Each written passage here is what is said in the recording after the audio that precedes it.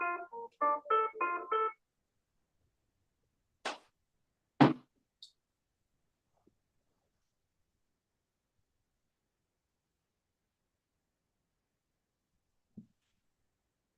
John. Thank you for coming to the show. This is our episode 26, and we're doing something a little different.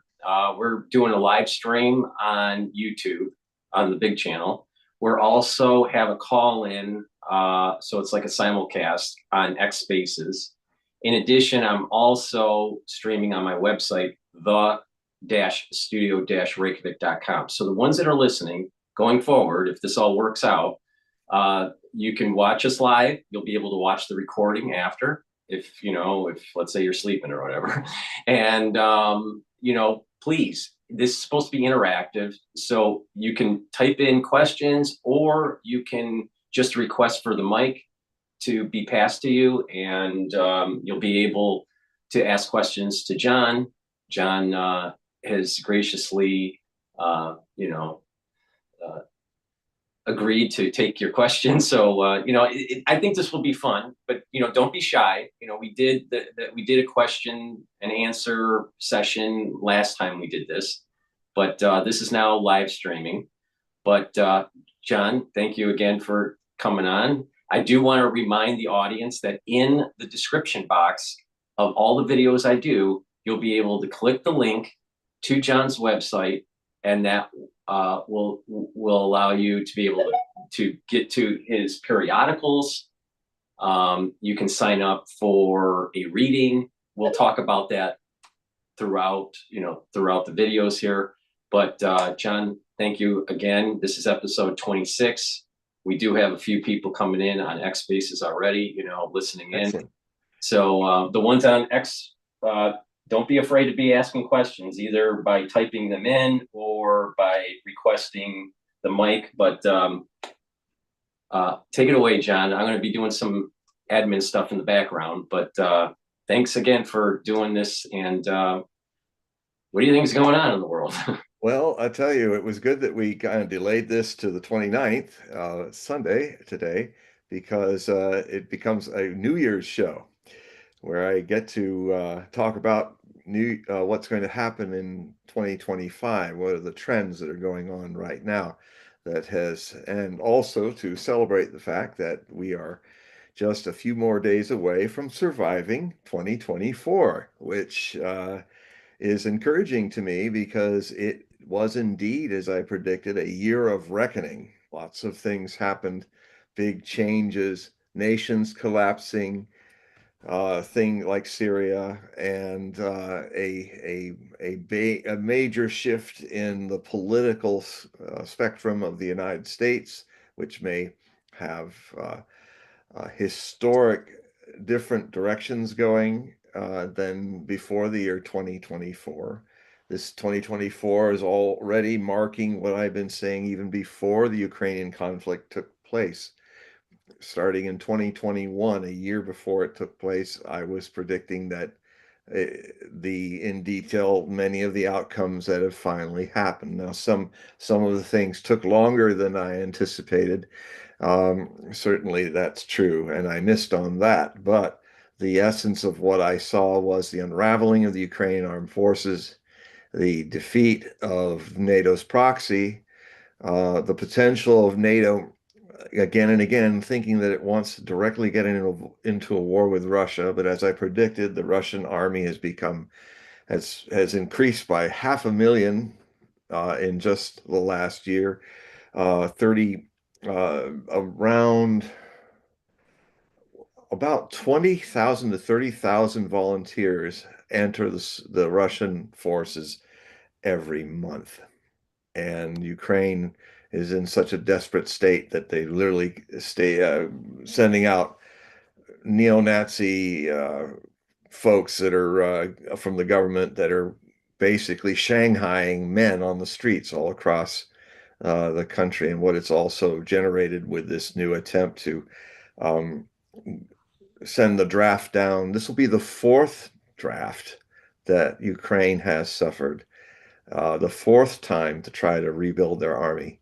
And it's tragic, but It is a war that NATO has provoked upon Russia, as I said, and Russia is winning it.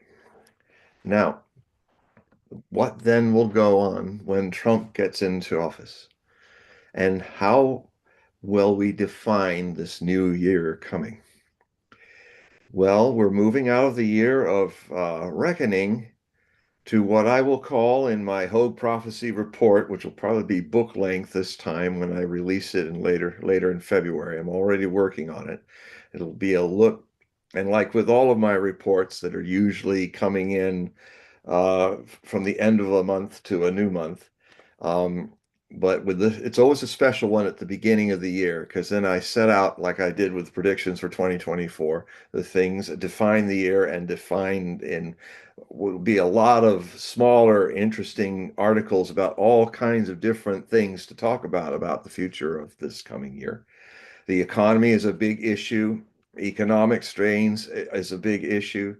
The fact that Zelensky and the Ukrainians have backed themselves into a clownish situation where, to long story short, the last two winters, Europe has not, fortunately, had cold winters and Ukraine has not had cold winters. But this winter, in a La Nina, as I predicted a year ago, is going to be very cold. And they do not have the reserves of gas. In fact, what's happened is because of the struggle between Slovakia's President, Prime Minister Fico, and the president of Hungary, is the tensions that are going on, that Ukraine thinks that it can cut off Slovakia's gas, which is still being pumped by the Russians through Ukraine, by just cutting it off. But what they don't understand, what the people in Kiev regime don't understand, is that if you do that, then you do not get paid the $800 million. That's gone too, and you do not get to pump back, is what they call it. But it's not really pumping back, but that what is a take of the gas is taken by Ukraine to warm Ukrainian houses and industries, keep them running. And so their job was literally, I'm going to show you, Slovakia, I'm going to cut off my own energy, all the gas that I'm getting from the Russians, to spite you. And at a time when I don't have a power grid that can stand another missile attack from Russia and could all go out in a cold winter, taking down all the infrastructures, heat and power. Uh, this is the it's really sad because the Ukrainian soldiers are just as tough as Russian soldiers because they are brother Slavs of the Greater Russia, and they're fighting as hard as they can, but they are unraveling right now. The It took longer than I expected. I admit everything took longer than I was expecting, and my writings prove that. But the essential issue, and this often happens in forecasting, the hardest thing to predict is the time. It's because so many things change, but the fundamental theme is happening.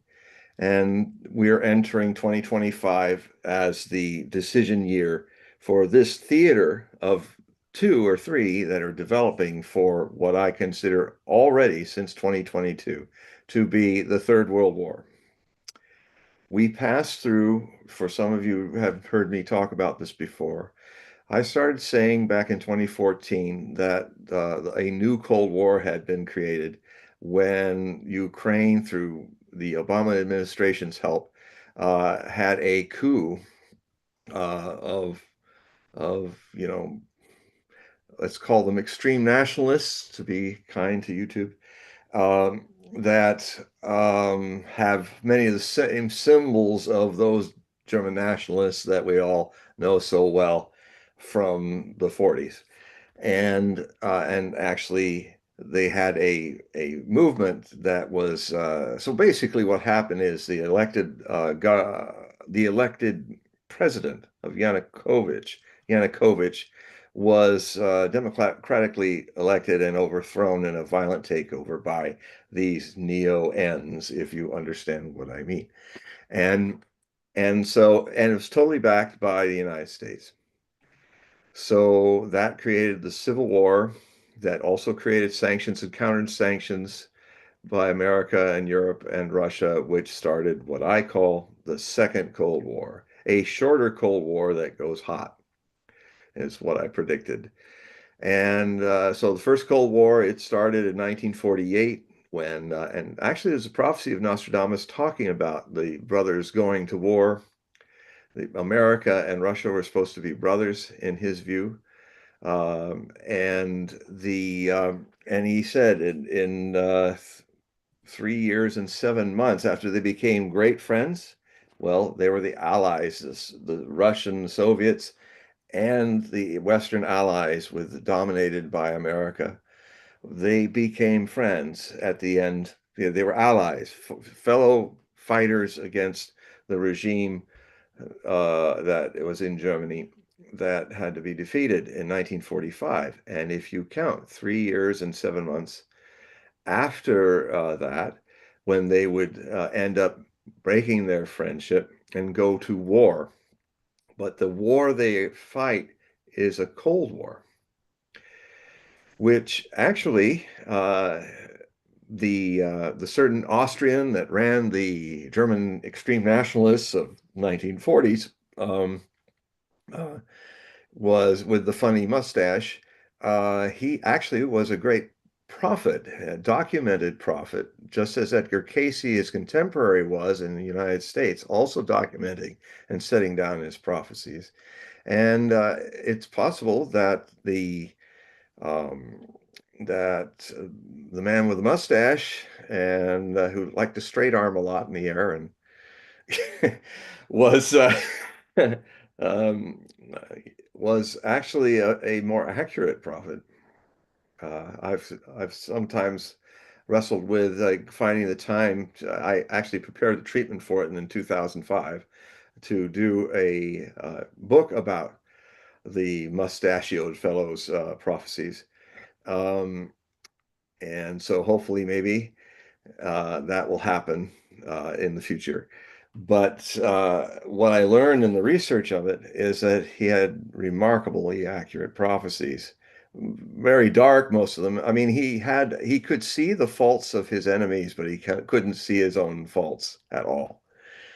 So it was a rather one-dimensional, but very accurate. He knew how to undermine democracies. He knew how to, he realized a lot of things, and it was all taken in his tea times and at dinner. He, when he was winning and he couldn't seem to lose, uh, in from 1940 up to the peak of the letters that are during 1941 when he was invading the Soviet Union and winning at that point, people thought, well, we ought to just record. We'll have a team of stenographers around this, our mustachioed leader, because he is the greatest world conqueror in history, going down the way he's going into history. So we should have everything he's saying and talking about, because he talked a lot at tea time and at the Wolf's Lair in Poland, the headquarters for the Russian campaign, and so. He said many things that were also surprising in he was very new age in a very odd way. I mean, he was talking about how when his empire had won. The other thing too, he he wasn't fixated on the war. He was wishing it would end quickly, like he wanted to, so he could really do what he wanted to do, which was make his 1,000 year, you know what, that would last his realm. It's in English, it's realm, so you just figure out what the other R word in German is. His third realm, the first realm being the Holy Roman Empire, the second realm for Germany being the Second German Empire in 1871 that ended in 2019 through the defeat in World War I. And his was the third realm, which was supposed to last 1,000 years. Um, He was very, very detailed in how he predicted what the post-war third realm would be like. And it was kind of a real sterile, uh, ecologically clean. You know, Hitler was he was a big tree hugger. And so and it also so it it didn't happen, thank goodness. But a lot of things that have been, it could have happened. And a lot of things Nostradamus talked about was within his third realm. It was, we'll talk about that. Uh, you see, everybody, we're going to be a little funny a bit because we got lots of things going on right now. So if I'm kind of sitting here going dab, dab, dab, that's why. But this is our debut in being live like this. So I will stop humming and hawing and find my thread. Um,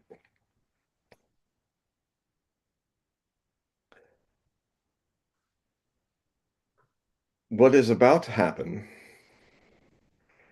the key, this new year of revolutions, 2025, really begins on the 20th of January, 2025, when President Trump, elect Trump, is inaugurated. And the efforts of what I predicted would be the country's historically worst president in its history, Joe Biden. He finally hit this grumpy old man is trying to take the world down with him. Fortunately, unlike the Western leaders who are generally infantile, immature, uninformed, dreadfully uninformed to the detriment of our future. Um, the people on the opposite side in China and Russia and in the general gathering of BRICS nations um, are grown-ups. And even though the Western leaders see Russia's restraint as weakness, we're all still alive here because of Russia's restraint. In fact, I would even say it goes all the way back to 2014 when this second Cold War started. Um, the other ending in 1989, by the way, with the hegemonic era of the United States being a unipolar power overlording the world, using its US dollar as a weapon. And there was no choice for people but to follow along because there was not another system. What has really got the West a little freaked out is that a new system is emerging, an alternative world order to the rules-based order of the hegemonic United States, which, if you ever follow what rules-based mean, um, it's we make the rules and we change them whenever we want to make an offer to ourselves that we can't refuse. So and that has been the problem. The people there was no other reserve currency to do international transactions. Well, now that's changing. The core members of the BRICS nations, which BRICS means the BRICS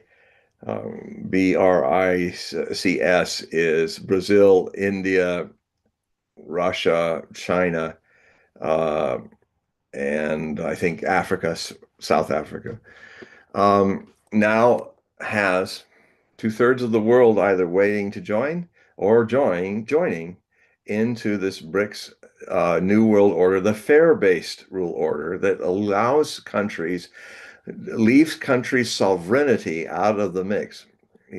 Don't preach to us anymore, Americans, how we should be and how democracy should be in our country, just like it is in yours. Every country has its own speed. Every country is trying in its best ways to become democratic. That includes China, that includes Russia. Um, and by the very nature of certain cultures, Their democracy is going to be different than ours. But since Americans are famously isolationist as an imperium, we, more than any other imperium I've ever studied, any other empire, we literally choose to be the world's policeman, and we have 800 bases all over the world. The sun never sets on an American weapon. But we are literally faced, we take our isolationism into all those 800 bases, into all the countries that we manipulate and dictate to say, you should be like this. We are literally using the subjects of the world under our economic imperial empire as projectors of our own ideas of how people outside of the United States should live. And they have suffered us, especially since 1990 up to this present time. This because these are the gangsters on the street that are running the world theater right here now. And they make you an offer you can't refuse, and we have to pay protection to them through their US sanctioned dollar, which 2/3 of the world have sanctions on them. It's very counterproductive. And I would think, I've heard that Trump says he supports sanctions only for a short period of time because they're really bad for business. In the end, they ruin things. So that's opposite to how sanctions have been used by the United States. Cuba is still under sanctions since the 1960s. Um, it's just something, well, it's kind of a form of warfare, economic warfare, but that's changing now. It would finally happen. When you do evil to other people and dominate people, you might think, like a bully does, that you'll be able to do this all the time. That the cowardly guy that you're pushing around, he's not one day gonna knock you on your bum. I know from personal experience. When I was bullied, even as adult with a certain publisher that was bullying me around, it eventually came around. Karma comes around, and a bully seems, from my own experience of it and studying it in history, the bully mindset just does not presume he can ever stop exploiting other people. He cannot see that even the most cowardly victim of his bullying could turn around and take him down. But it's funny because in the Sandlot, this always happens at school, in kindergarten and other places. The bully does finally get bumped on his bum, and he's so shocked. Well, unfortunately, that also happens with nations, especially with empires or nations that aspire to empires. And America is a bully that is about to get knocked on its bum. Or, since we have a change, and it's a good thing because if Kamala Harris had won, I don't think we'd survive 2025, the world. Um, I mean, in the prophecy field, you deal with feeling a shadow of something coming that it's hard to explain, but you see it coming. I mean, I, I really wondered if we would make it through 2024. It was gathering of such darkness in the psychosphere. Um, but interestingly enough, it started to lift. I started to feel the lift in late August before the elections were over. And then I started to feel, I don't think this the most Peter Principle candidate that's ever tried to be president, a person who has not earned any of her steps to be possibly a president, a person that had so many trines in her astrology that it does bear fruit to the fact that too much of a good thing in your chart, astrological chart, can actually be a curse. Because when you have 16 trines and 10 or 14 sextiles, which are also positive, and hardly any, if any, squares, you don't have the squares that help you grow. that make you earn things by having to bring more of your attention into your blind spots. And if you have these kind of trines that make you have a whole line of mentors that in their own kind of stupidity, their political power, like Willie Brown, who Miss Harris was the mistress to for 8 years, who was back when she was young, and he's one of the major powerhouses in Democratic politics in California, my home state, which fortunately I'm not living in since since 1981. But the uh, I got out of there. Saw it early what to do. Um, then anyway, so she was the doors were open to her, but she was helped along, but she didn't earn anything. She was just pushed to higher and higher places. She ended up getting lucky with her attorney general election that was against a guy that anybody could beat, and even her. So, and so she won that, but it was not like she was up against a formidable person that she had to learn the hard way, like a Nixon or a Johnson or somebody like that, to know how to fight in the arena of politics with your getting knocked down and brought back up. That didn't happen to her. And then what happened is her other mentor, Barack Obama, used her again, picked her without having even run in a primary. She never won a vote in any of her runs for president. She never won a vote. She didn't win in the primary of 2020. She couldn't even get 1% of on the polls. So she left before for the caucus happened in Iowa. So then suddenly she's picked by Obama, who picks the winner of without the Democratic voters having a say, and set this thing up. Long story short, she's on the coattails of another man, Joe Biden. Thank you, Barack Obama. Another trine that just brought her in history right to the top. I don't know if there's a parallel to this in a large democracy, modern democracy, but there she was. Suddenly, she's one step, one breath away from becoming the United States president.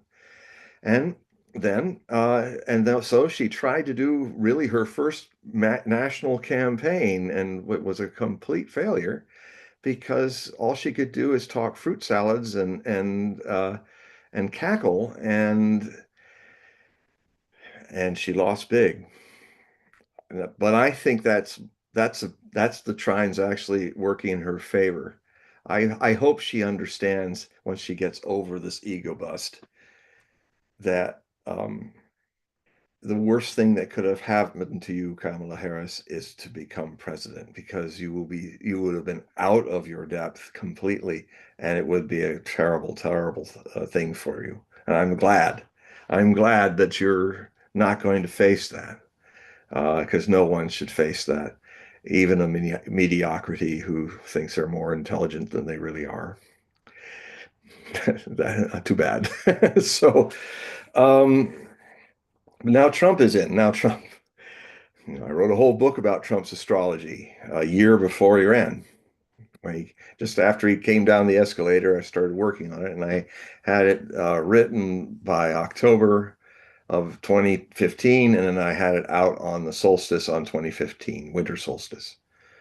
And so it's all documented. It's the most accurate book I ever put together about him winning and how he would be a kind of a more Roman Caesar kind of president, and he was. I thought he'd be more like Diocletian, the one who kind of rebuilt Rome, made Rome great again.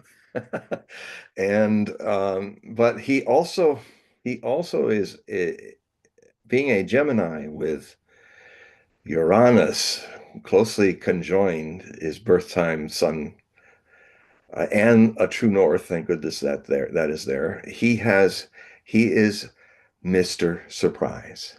It is his nature. Stop wasting time wishing he doesn't do it that way. It's in his cellular construction. He is somebody who is always going to be contradictory and, a Gemini on steroids. A whole crowd is in there. I mean, anybody who's fallen in love with a Gemini, you'll know that in that one man, in that one woman, you have to fall in love with his crowd or her crowd inside her. And and that's just the way it is of that. It is through polarity that they find and opposition that they find harmony. Yeah, with his Uranus that way, it really makes him a he will always be a surprise. But Uranus is more than just surprise, more than just sudden changes and going 180 this way or that. Uranus also rules original thinking. And Gemini is an intellectual sun sign.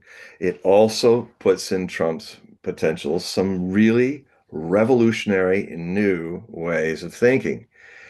And the odd thing is, to counterbalance those, you have he is creating a cabinet of rivals that is two things. It's full of very interesting, fresh people, people that have new ideas, people who are, God forbid, they're thinking about us, not what they want to do with the thing, but they're thinking about maybe finding a way because it's in the legal situations of the Constitution.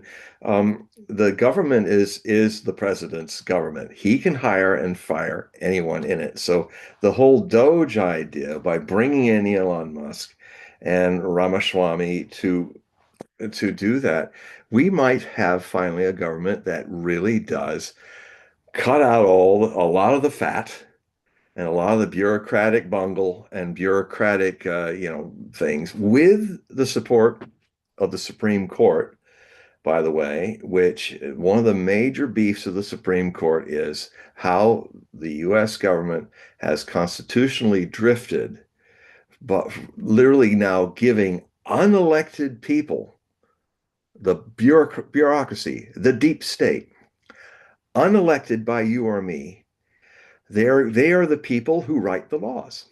They are the people who edit the people we did elect and put these big, huge bills that are thousands of pages large with not one subject. I mean, it even happened during this time that I heard for the first time I've ever heard it, that people started talking about, because of that budget thing that happened, that potentially shut down the country not too long ago.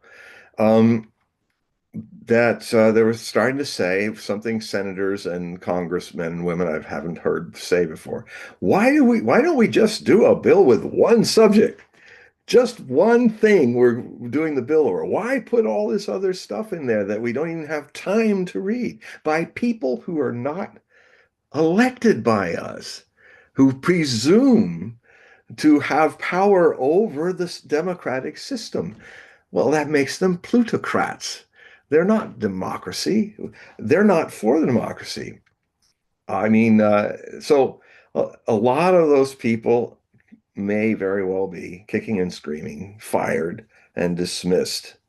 Um, and that's probably the only way the deep state can be kind of decimated, is through a peaceful revolution, something I've been talking about for 20 years, how America is going to have a second revolution.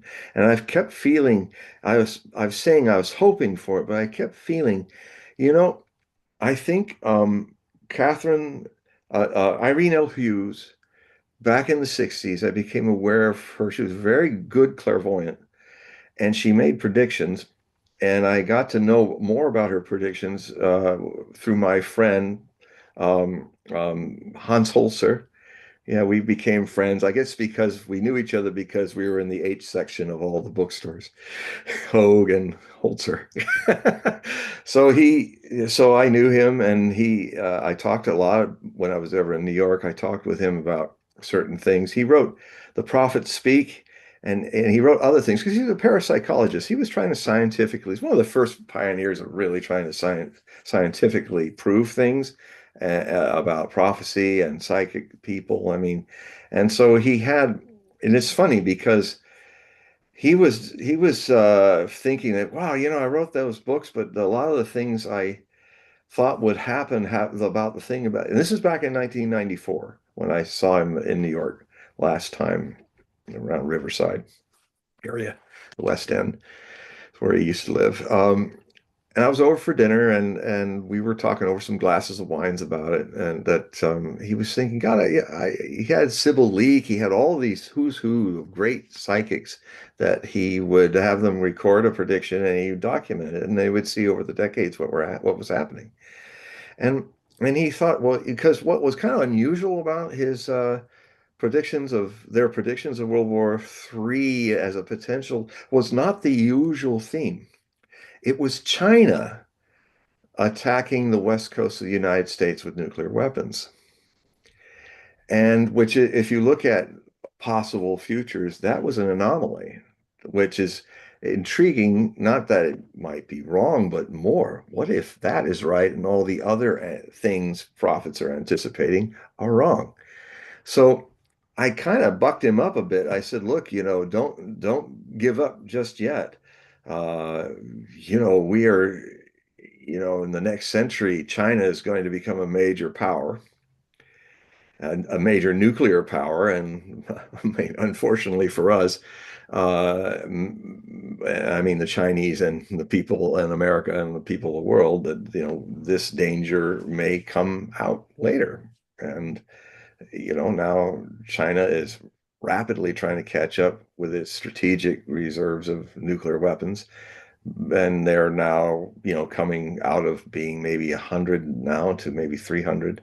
And they will probably go to parity with the Russians and the Americans as a deterrent.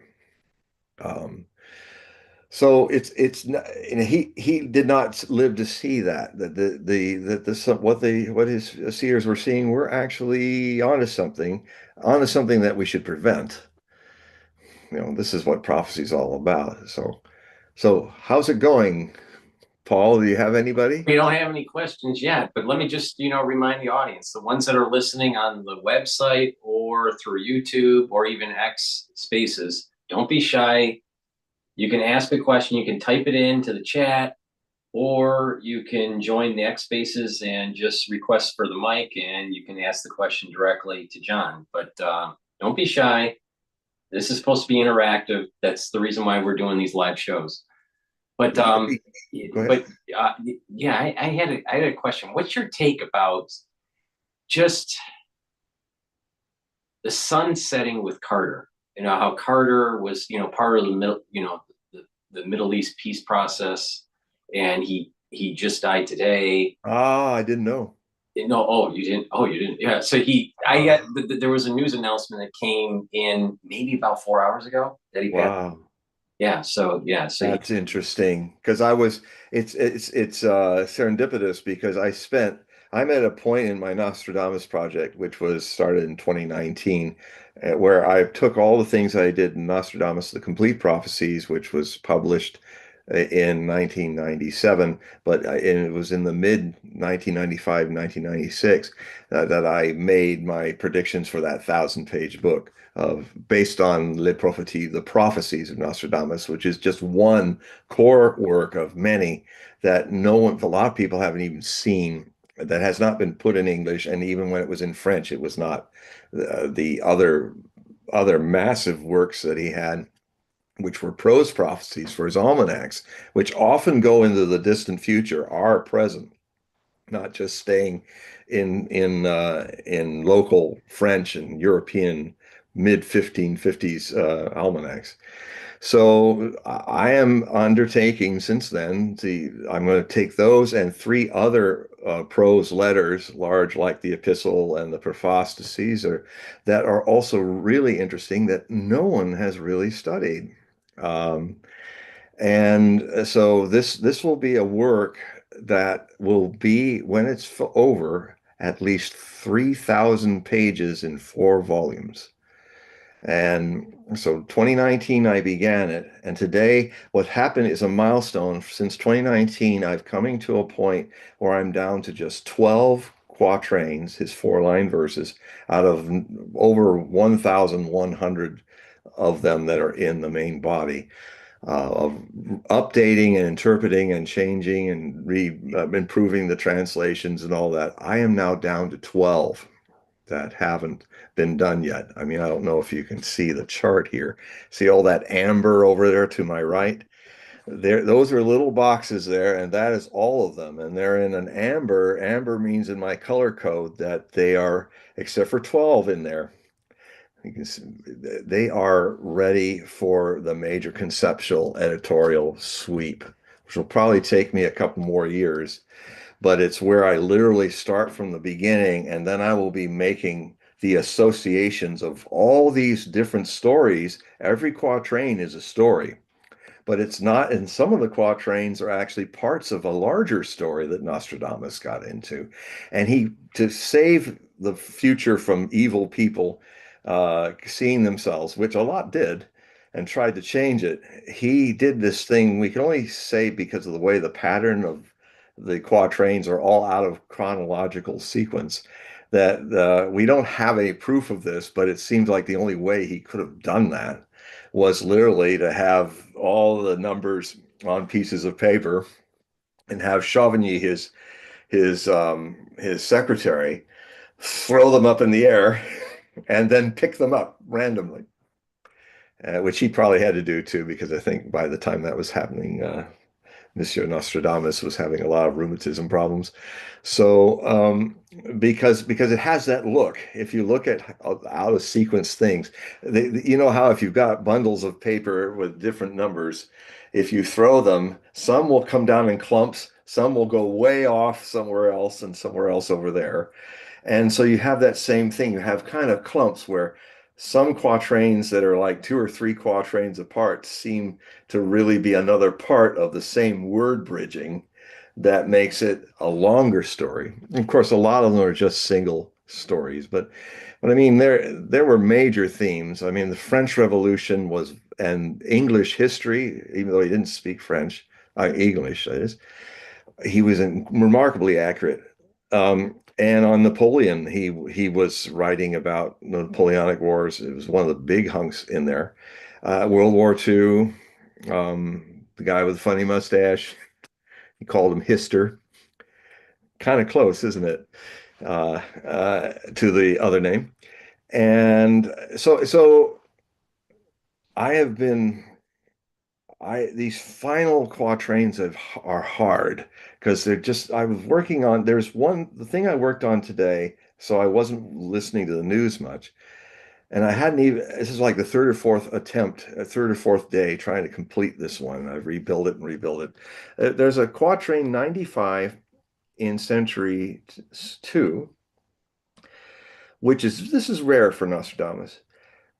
The same theme shows up the following century volume. There's a planned 100 quatrains a century, 100 verses, four-line verses. In century 3, quatrain 95, and it ends the century 4, quatrain 95.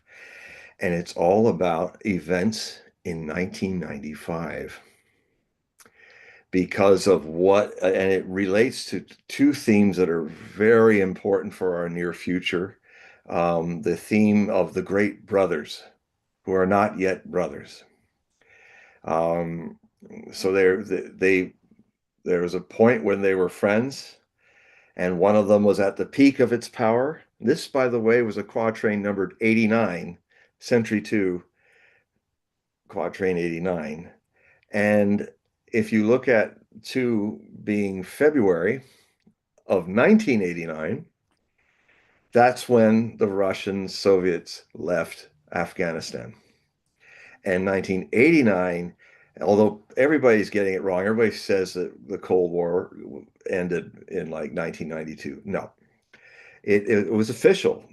George Bush Sr., President of the United States, and the final premier of the Soviet Union said on some big yacht in the Mediterranean with a whole bunch of naval ships around it.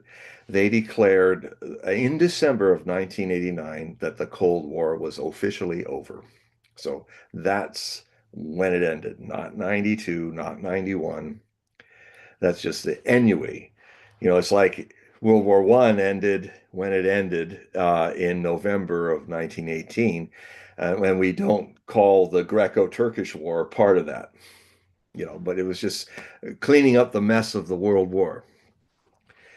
And um, so that is the one of the great brothers prophecies, and also it comes up in another theme of the French Aquilonnaire, which it means the Northerners is what some people term it, but I always go into the classics because Nostradamus being a Renaissance man, you have to know the mind of the author, and so few people have really gone deep into seeing how the psychology of somebody from the mid 1550s would be, and how you weren't a scholar unless you loved puns and you like Shakespeare, and Nostradamus is a nasty punster in Old French. And you're doomed to be a nerd of Nostradamus when you read his old French puns and you laugh. But anyway, he had um, he had laid in these prophecies a lot of keys to them through um, metaphors, classical illusions. And classical biblical illusions as well. So if you read that and see that, you suddenly a lot of things open up. And so Aquila. So I started to say, okay, why is he saying Aquila now? It's a word he made up. It's not even in Old French. Those of Aquila, the Northerners, what are they? Well, if you see the word bridges between the stream of quatrains that talk about the great brothers who are not yet brothers, who will go to war, and there's one prophecy where they say they will, after being friends, they will go to war, as I was saying earlier, in 3 years and 7 months. And actually, that time frame, there's a lot of amazing prophecies of Nostradamus time frames.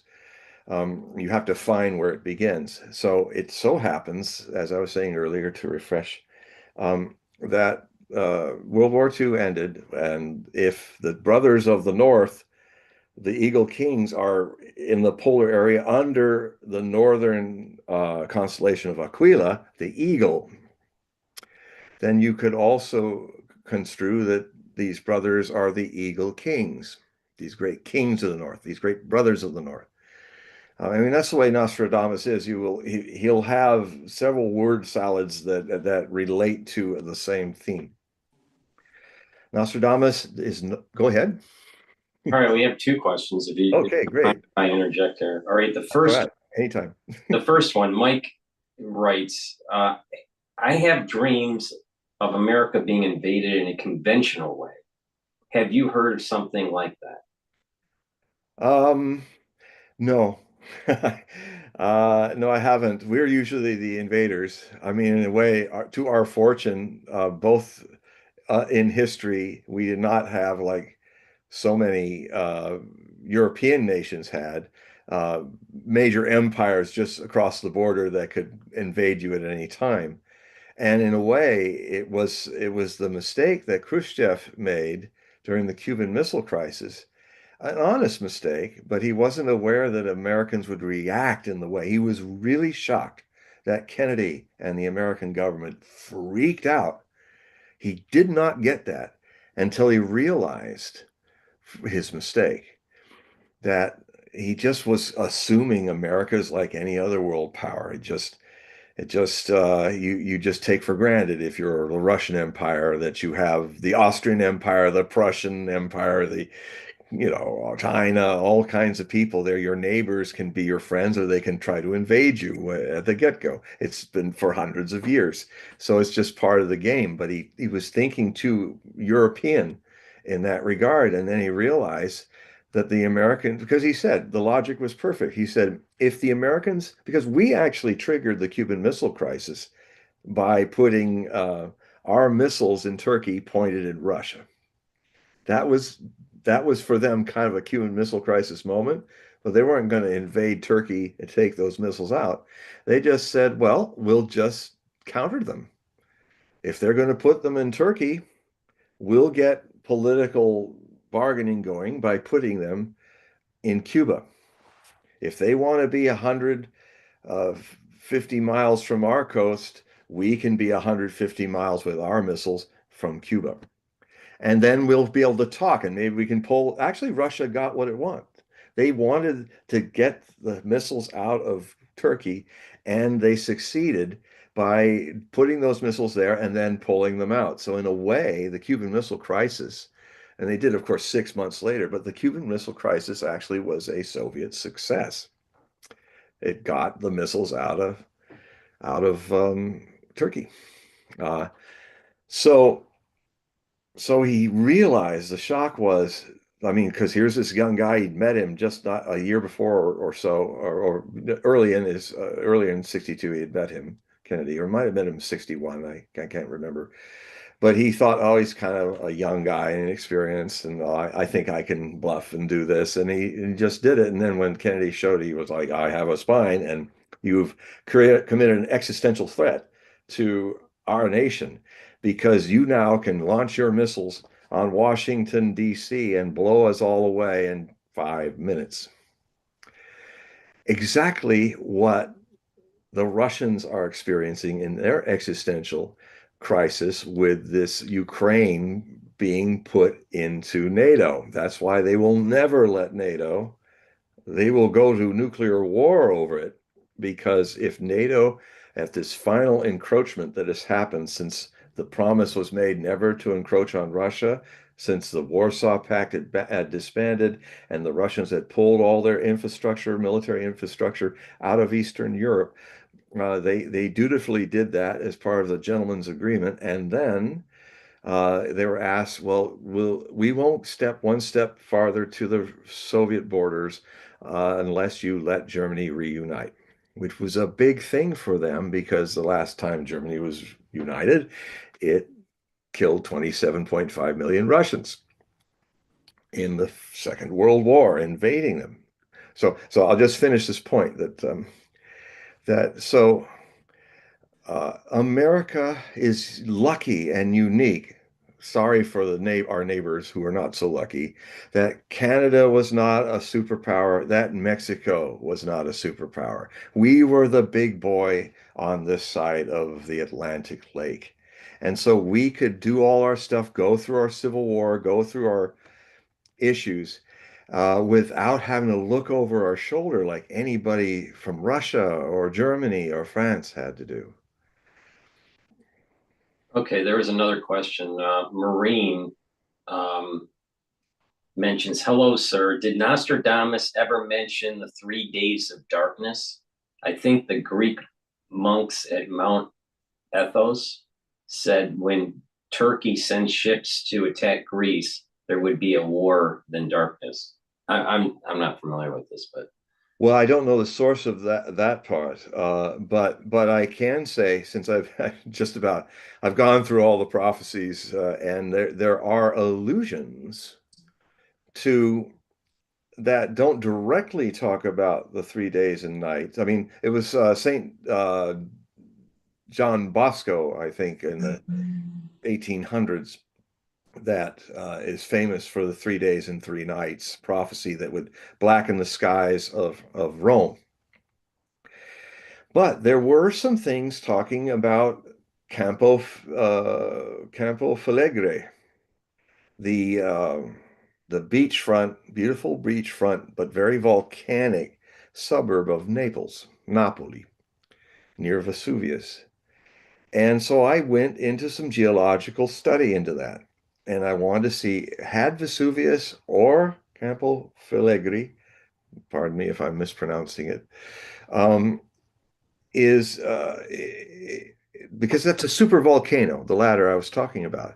And I looked at the wind directions in the area. And long story short is, if there was a major supervolcanic eruption at Campo Filegri, or I didn't know this until I studied it, but Vesuvius, that eruption, bad as it was in 79 AD, was relatively small to another one that happened in prehistoric times that actually left footprints of cave people trying to get away from it. But that was huge. And it would have, in either case, you could see the plume of the volcano blacking out the skies for 3 days and 3 nights over the Vatican. So indirectly, there was this prophecy that didn't directly talk about it, but it talked about eruptions in a way that might be alluding to the 3 days and nights. That happens in Catholic prophecy as a lot, which I wrote a book about, which I'm updating, and that is The Last Pope, which is the prophecies of Saint Malachi. And in that, by the way, I have, since I first did the first edition in 1998, I've noticed that a lot of people have taken up the theory that I presented that Saint Malachi, who was a prophet, may not have actually written that famous prophecy attributed to him. It was discovered, quote unquote, inside another book, 2 pages of Latin mottos, medieval mottos that were related to the time St. Malachi came to Rome on a pilgrimage in 1138. And the succession of the pontiffs link right up to the last one on the list being Francis, number 112. But hold that thought. The When I looked at the first 76 of the 112 prophecies, I was very suspicious, not that they weren't amazing and interesting, but because they were all 100% accurate. And when you're in the prophecy field, nothing is 100%. Nothing. 80%, that's really good. Maybe a rare 90%, that's really good. Right now, I'm 100% in 56 years since 1968 as predicting the winner of the United States presidency.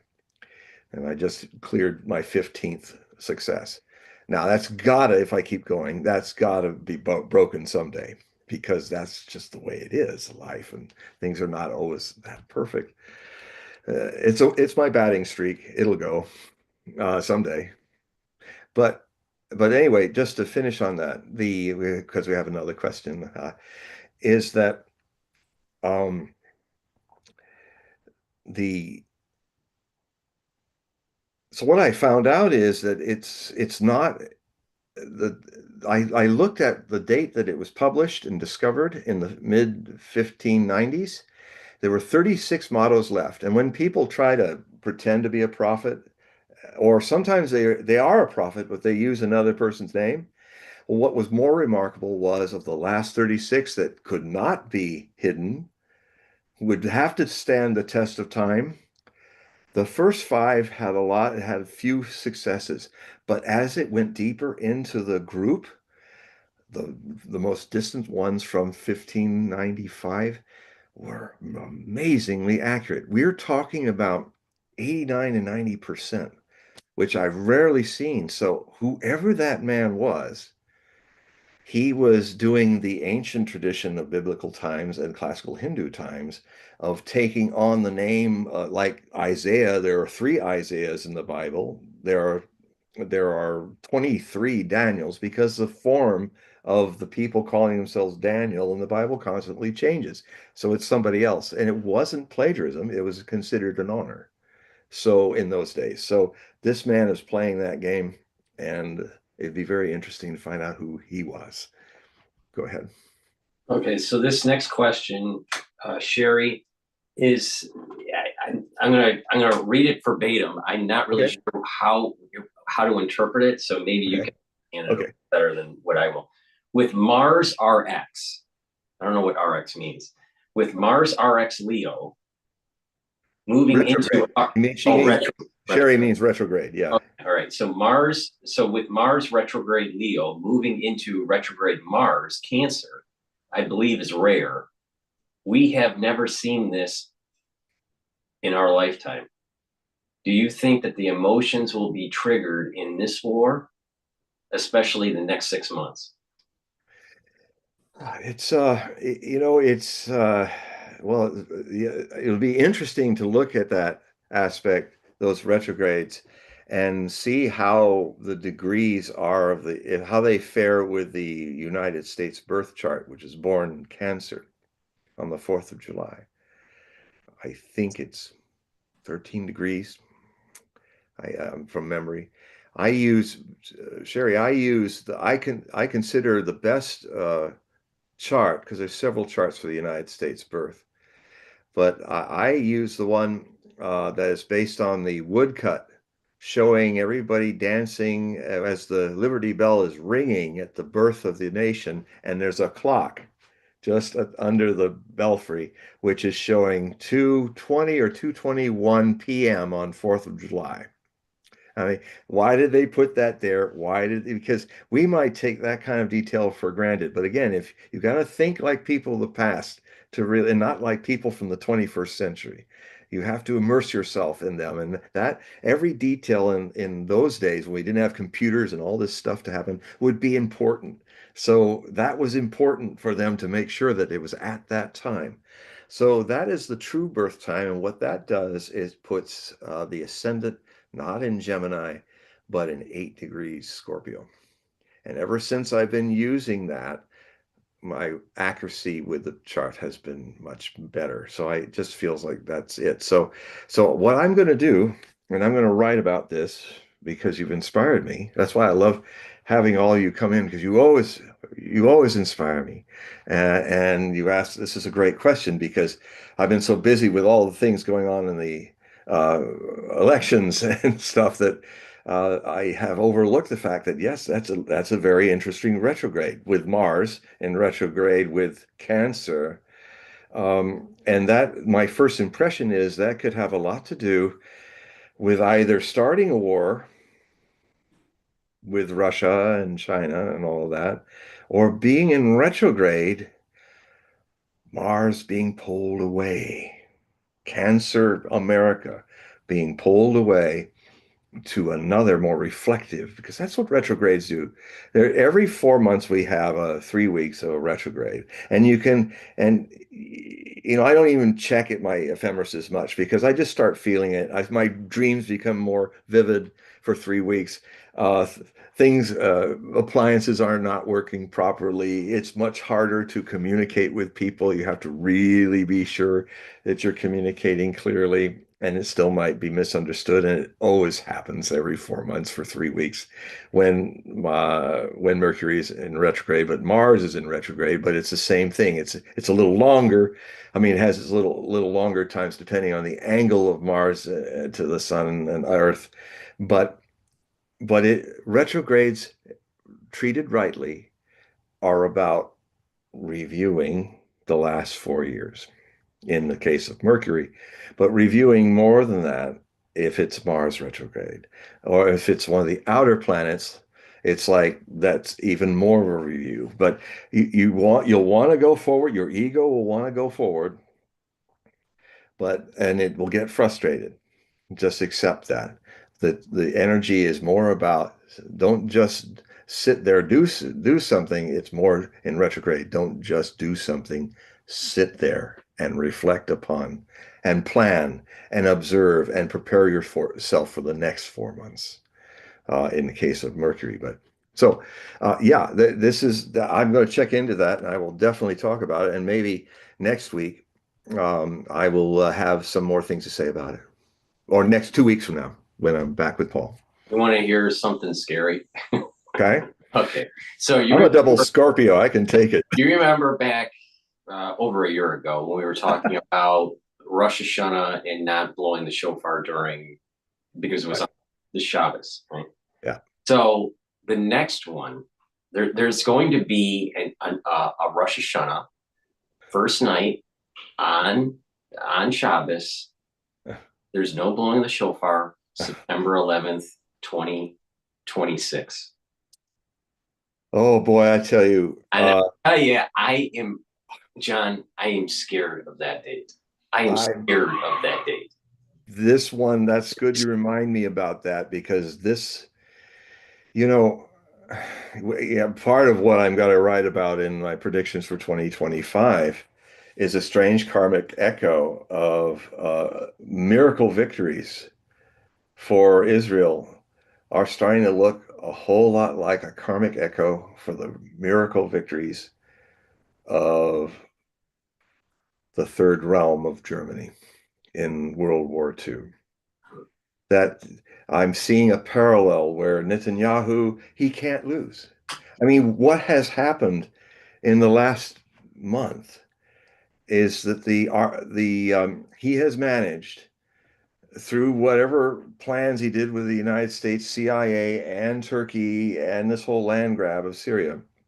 He has severed the connection that Iran had with its proxy Hezbollah. He has neutralized even though the Israeli forces that invaded the southern part of Lebanon actually got routed. They got butchered. Lots and lots of wounded people, 4,000 wounded. So because of Israel's ability to it's a small country, get to the place, triage in the miracle hour, the miracle hour, and save a lot of lives. So there's not as many dead, but so you look at the levels of the wounded crowding in the hospitals. That Hezbollah knows how to fight, and these guys don't, and they were decimated. But that's why the ceasefire happened. And part is why I wondered.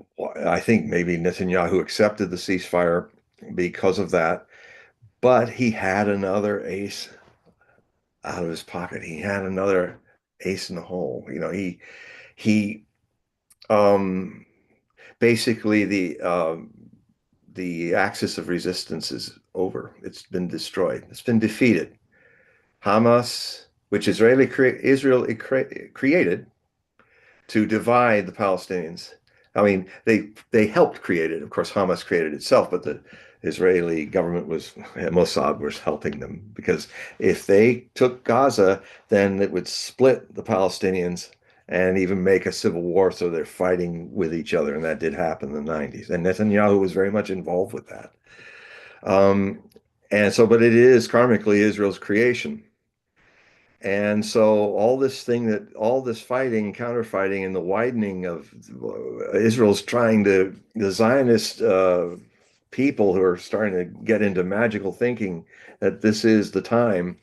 They're thinking, let's solve all our problems in one great gamble.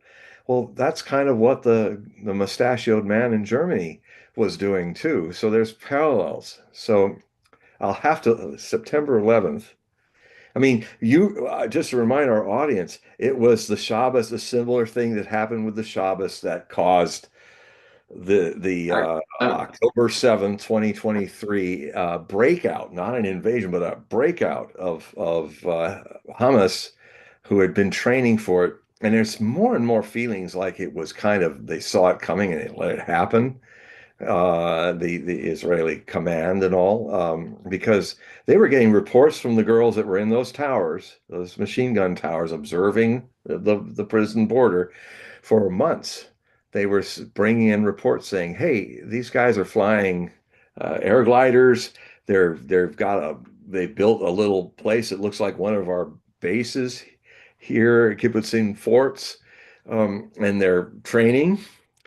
These girls were sharp and they were they were like elite Israeli soldiers and they were saying, hey, something's going on. And so they were saying, okay, they all met together and they decided they'd deal with it the following morning.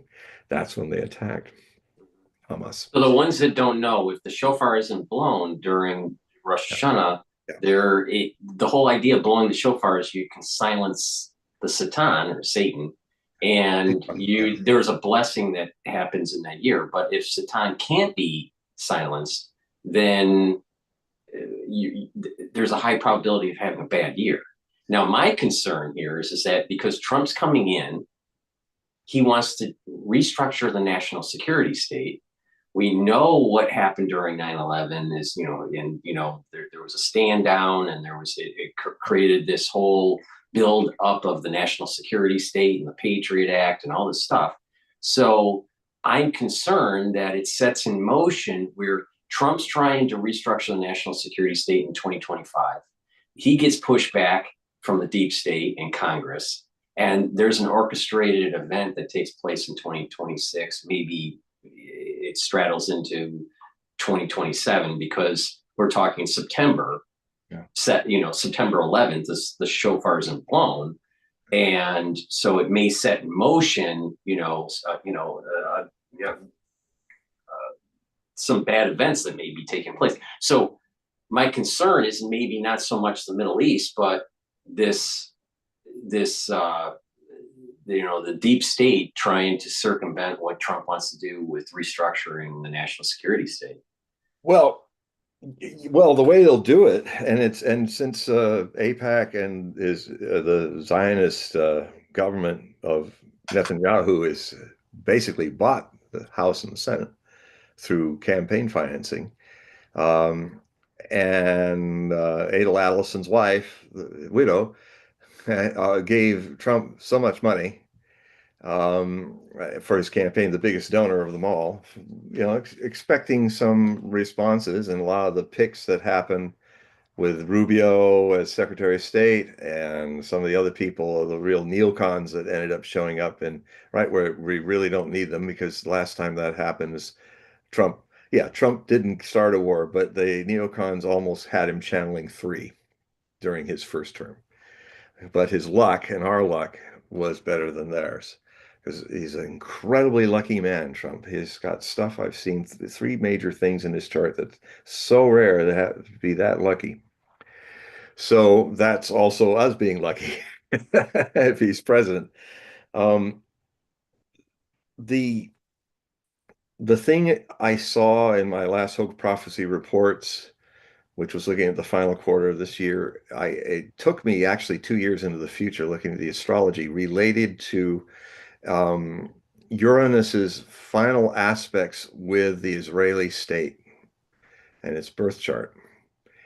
And what I learned, long story short, in that long article, as I went step by step through it for 2.5 years, that this thing could go on another 2.5 years. The window of this could be a long war in the Middle East. For one thing, it surprised me a bit, but you see, Iran was the center of the axis of resistance. So a little backstory here. Israel was trying very hard in April of this year on April Fool's Day of all times, they attacked Iranian territory, which was the embassy in Damascus. Any embassy is the territory of the representative nation that dwells in it. So Iran was right to say, well, you just started a war with us. But with the restraint of the ancient Persian mindset, they told them when they were coming, they wanted to just show, look what we can do with our missiles. And with it not stated, but stated in silence, just like to Trump when he killed Qasem Soleimani, the 3rd most influential leader in Iran, assassinated him for a fraudulent attempt. That was Mike Pompeo and the CIA trying to use Trump as a foil to take revenge for Qasem Soleimani, effectively training the Iraqi Shias, who are 2/3 of Iraq, to successfully defend against the invasion of the United States with these bombs on the roads.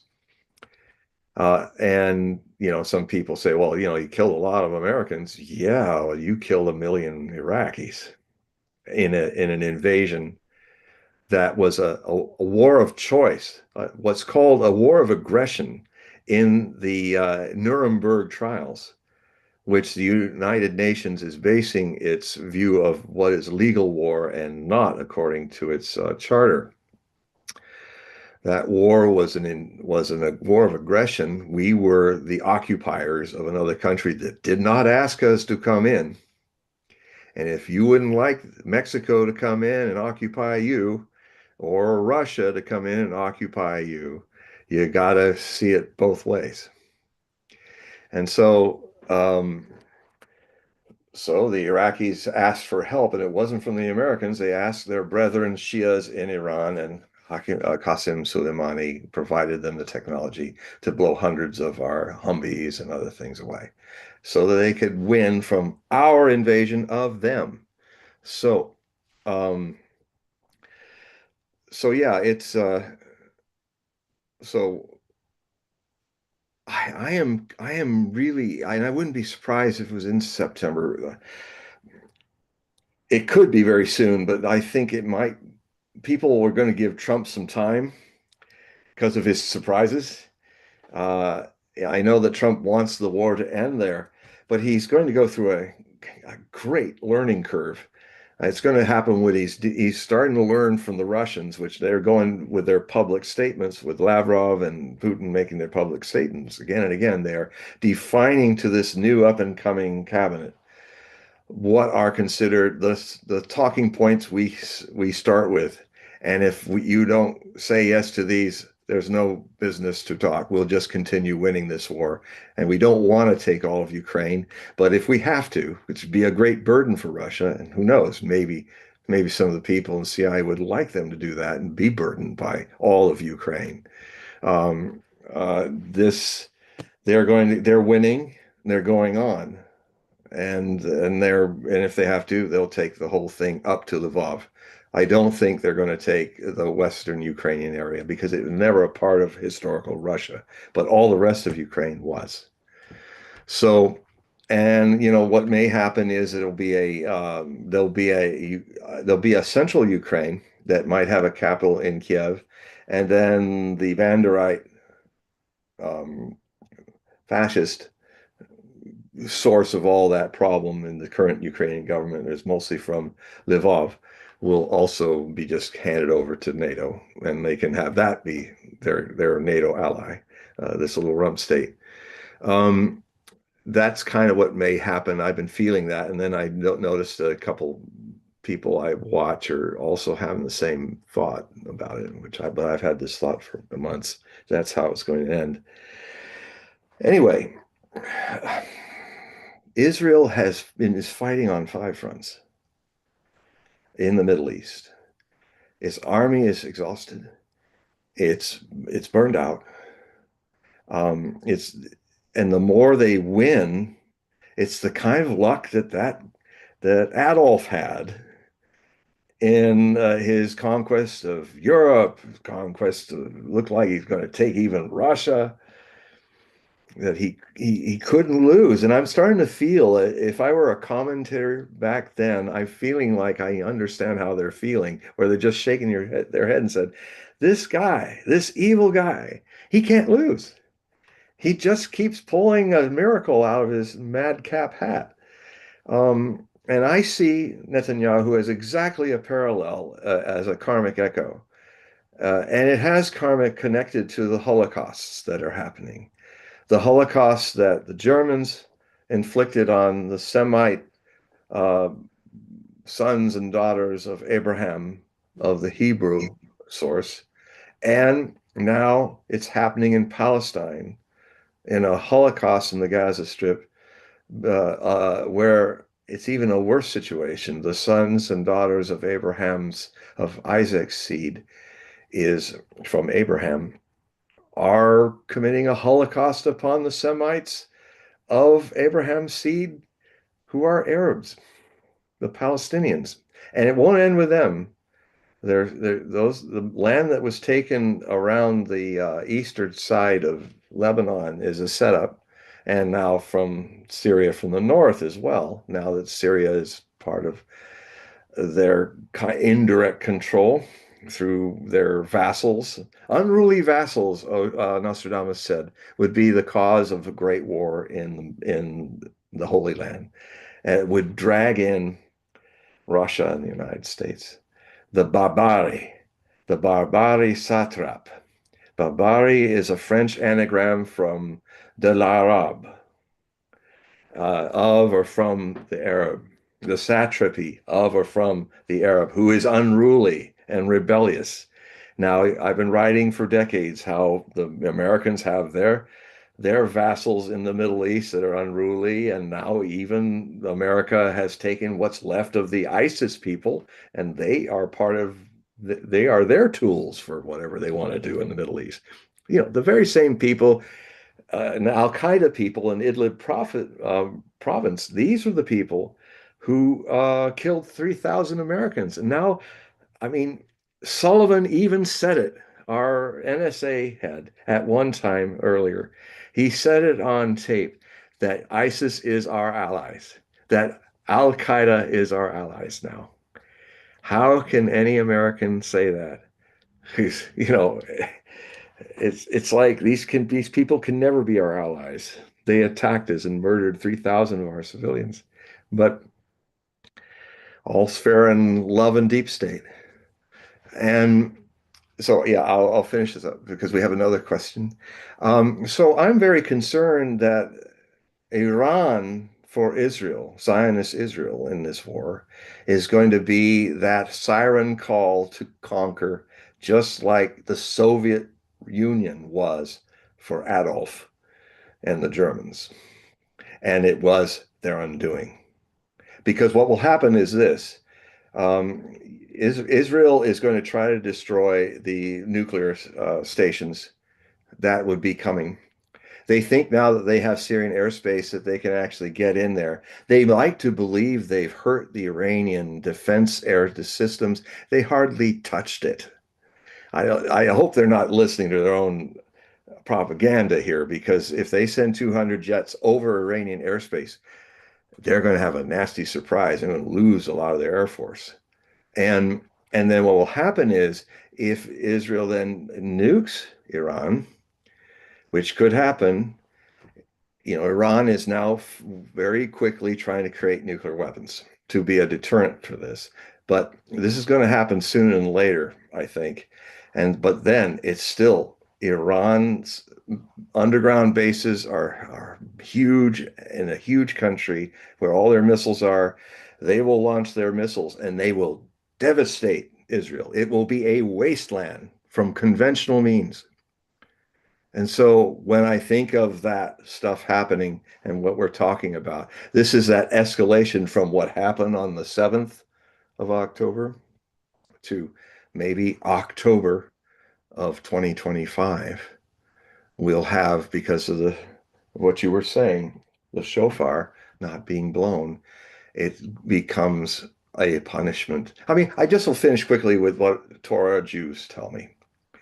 That the reason why they're not for Israel being in the Middle East as the promised land is that the reason why the Jews were, they consider what happened when Rome sacked Jerusalem was God's punishment for them not following the holy ways, and that the diaspora was God's karma on his chosen people.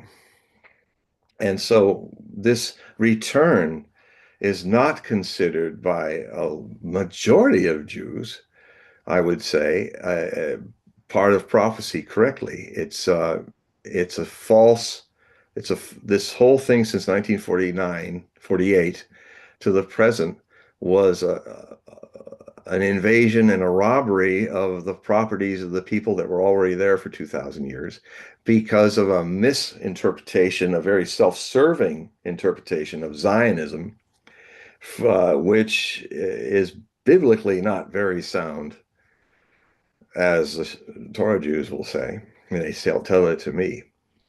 And so that's why you see Jews protesting against Israel, is because of that backstory. Go ahead. All right, so this is kind of a two-part.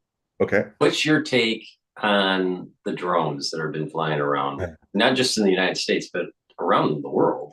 And then the other part of this is, I don't know if you know, but just recently there's been 3 additional plane crashes. Yes, I am. Yes, So, what's your take on what's going on there?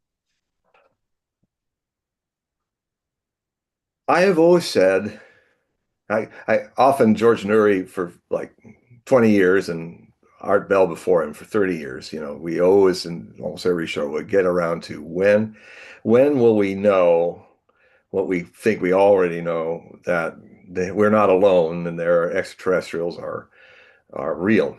And there is life not just on this planet, but all over the universe. Some of it's friendly, some not. I of late, of the last 10 years, when this conversation came up with George and I often said, well, he'd always say, well, when will we really know? When will it be something that everybody will know, the whole world will get it? Yeah, nobody can deny it, that we have life from other planets playing around, other dimensions playing around here. Well, and I've seen UFOs myself. So in some show, I'll go in detail of all that. So it's something that I've had close encounters of the second kind, with one that was kind of almost the third, but that's for another day. Um,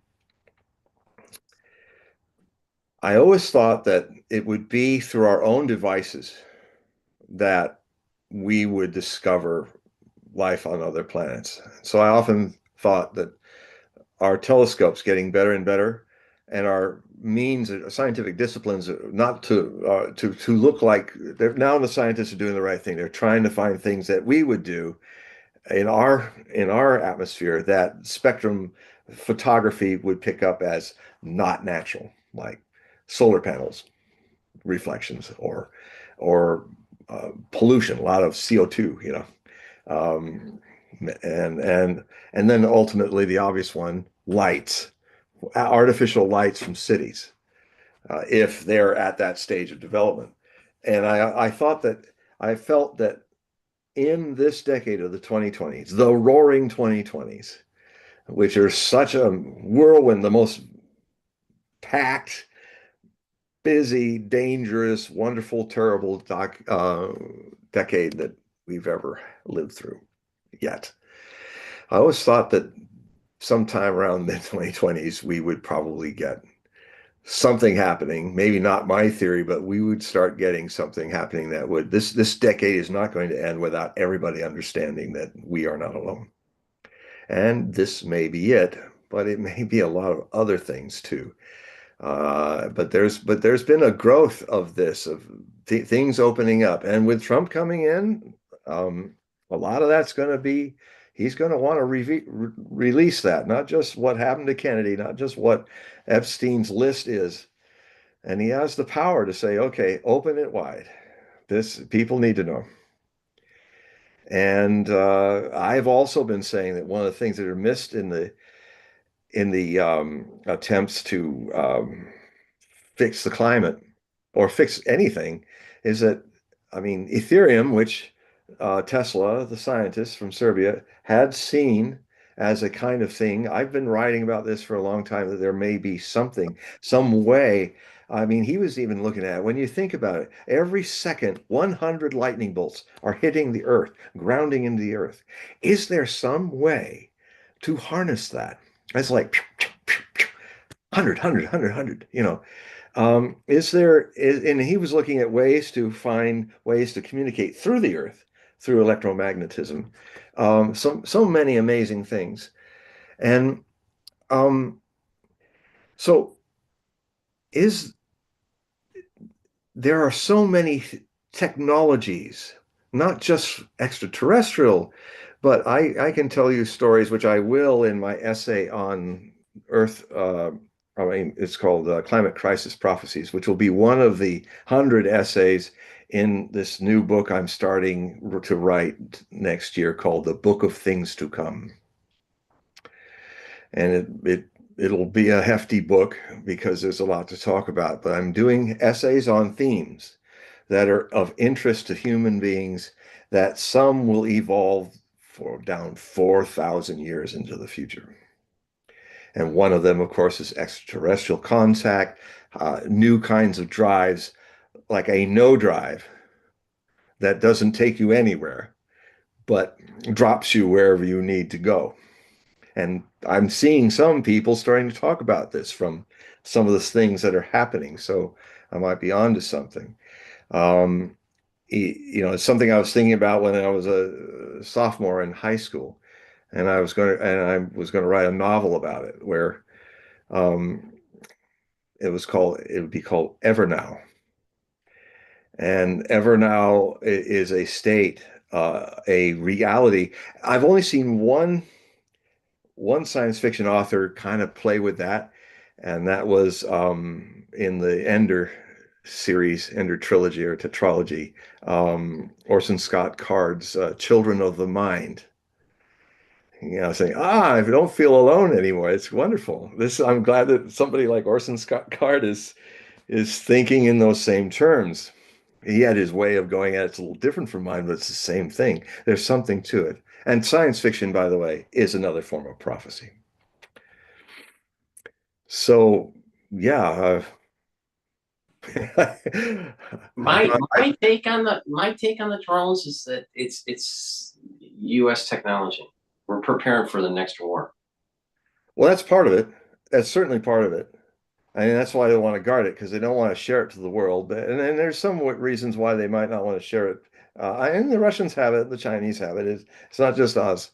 But and it's also there's the business interests that will kill a person who makes a car. Like I remember the guy who made an engine that could run on 100 miles a gallon, and he's a real guy, and he sold it to the patent, and he was expecting that they would like use it. It wouldn't be nice. We'd have all these the gas we could save our oil and conserve it and get it where we need to go. And well, they tabled it and locked it away. Mhm. And in that essay, I'm going to end it with a demand that the people rise up and demand of their government that they order these companies who have hidden these wonder experiments, wonder inventions like a car running on water. I mean, we're close to that. Hydrogen cars may be the real breakthrough because you're only the only thing that's coming out of your exhaust is water, which is fine, not polluting. So uh, we will need such inventions to stabilize the climate. Uh, Windmills and all the things that these half half-arsed things that people are rushing to create. Electric cars, um, rare earths. There's not enough rare earths to do any of this. Tesla's wrong. Elon Musk is wrong about that. I predict. It's just like, but he's smart enough to know that eventually and probably looking at other things. And I feel it. Those things are locked away from the human race. And it's a crime that we don't have them. Imagine if Ethereum works and we could literally teleport wherever we wanted to go on the planet through using it. Of course, these great changes will bring fear. They Well, may my fear is peace. what we saw in The Fly. You know, we teleport, but we may end up being genetically modified on the other end. We end up, turning into an insect. So there's Yeah, well, that's because the fly got into the thing. right, right. But I mean, but Well, you just that's got the to whole build it so it idea. doesn't do that. That's the whole idea of chaos is that you plan for certain things, but you can't Well, plan that's for the everything. danger of it, and I agree with my master Osho, who said, yes, there's dangers, but I go for it, and then try to learn from it, because otherwise we don't grow. So it's dangerous. Yes, it's dangerous. That's my view. I've been reading a book just to switch gears here. I've been reading. Have you heard of the term yokai? No. All right, so it's a Japanese term, Hmm. and it's like demons or like folklore. So you probably have something similar in India, but where it's like demons or ghosts. that play tricks on humans. Sometimes, it's just as a joke. Sometimes it could be more, serious and they take a life or something like that. But I'm reading a book that's just it's by Michael Dylan Foster, and it's so interesting. It's just the different folklores within Japan. But I'm Hmm. sure that's something similar in India or with OSHA. Oh yeah, well, everywhere. I mean, and then this on from the Jewish source, and from what I learned through Nostradamus, a Christianized Jew. His family, he was born Jewish, but his family had already Christianized everybody coming through the birth channel. But he gave him both worlds, and that was his way of being a Catholic. Catholicus means the church universal. So universal truth means that everybody's got a piece of it. And that was the kind of Catholic that he was with his Hebrew background and Jewish background. And um, uh, it's clear to me in my biography on Nostradamus, A Life and Myth, which is available at Amazon, um, is has back from 2003. I wrote it on his 500th anniversary of his birth. There's it's clear that the grimoires of Solomon were also part of Nostradamus's magical lexicon. And Solomon was given the gift of using daemons, lower astral type people, people of the lower planes, also to do the service of his work. And we know from Jewish lore that there was exactly what you were talking about, that daemons could be tricky, they could be used, they could be, this kind of puritanical thing that happened with the Christians where they were just bad.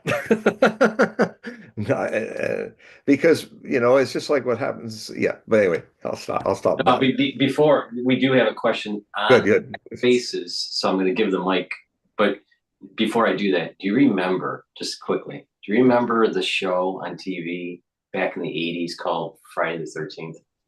Yeah, I And never watched it, they had but I the, know it. well, it was a bookstore, and in the basement they would try to find evil objects and put it in the basement. They put it in the base. They would go search the city or whatever for evil objects that somehow killed people, and but they were putting it in the basement, locked up, because they had an evil spirit or a ghost within the object. Hmm. Like for example, it would be like one where there would be a scalpel, and and it would be a surgeon that had to use this scalpel, and he had to take lives away to still be a successful surgeon or something like that, or a book that if someone read, it would take a life, or I remember as a kid watching it. I loved the show. It was on the same channel that X-Files was on. Yeah, okay. I watched the X-Files, that's for sure. Yeah, X-Files is great, but that was also, this was pre X-Files, Uh-huh. but I remember that show pretty well. I loved it. I'm just shocked that they didn't like reboot it. Maybe they did and it didn't work out, but it was something. It was like our version of kind of like a Twilight Zone, but a little bit more scary, a little bit more like Tales from the Crypt kind of thing. Oh But yeah, okay. I did see okay, so what I'm gonna do is I'm gonna pass the mic on here. So Oh, great. the first time we did this, You're going, the first one. yeah. So hopefully it all works out here. But okay, so we've passed on the mic. So please ask your question to John. Thank you for participating. Thank you.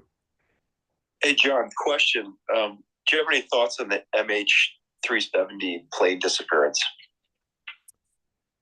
Oh boy, yes, lots of thoughts, lots of weird. I was just last night watching Redacted with Clayton Morris, who's one of the people who used to be in mainstream with Fox Friends, and now he's independent with his wife, Natalie. It's a good source, especially a good source for UFO issues. And we were seeing that. I was looking at he had several months ago the same guy who was kind of responsible for tracking down the satellite picture showing the Indonesian jet being surrounded, from space, being surrounded by these three things in perfect trine that were moving and then moving and moving, and then it looked like it wigged out. It went through some kind of interdimensional portal. Now, he, he I am truly skeptical in the nature of that word. Most people call themselves skeptics, and they don't understand that they're really calling themselves cynics. Skeptikos in Greek, ancient Greek, simply means to investigate. That with ancient languages and the subtleties of them, don't look for what's there only, look for what's absent in the definition. What's absent is the way in which everybody says, well, I'm kind of skeptical about that. Well, what they really should say, and when I feel the way they're feeling, and if I'm on a show, I say, well, this makes me feel cynical about it. Because a cynic decides it's bunk and then proves it, tries to prove it. A skeptic doesn't decide anything. A skeptic takes in neutrally. In fact, uses the true Indo-European meaning for doubt, dwaj, which means to hover between two possibilities, that it's bunk or it's true.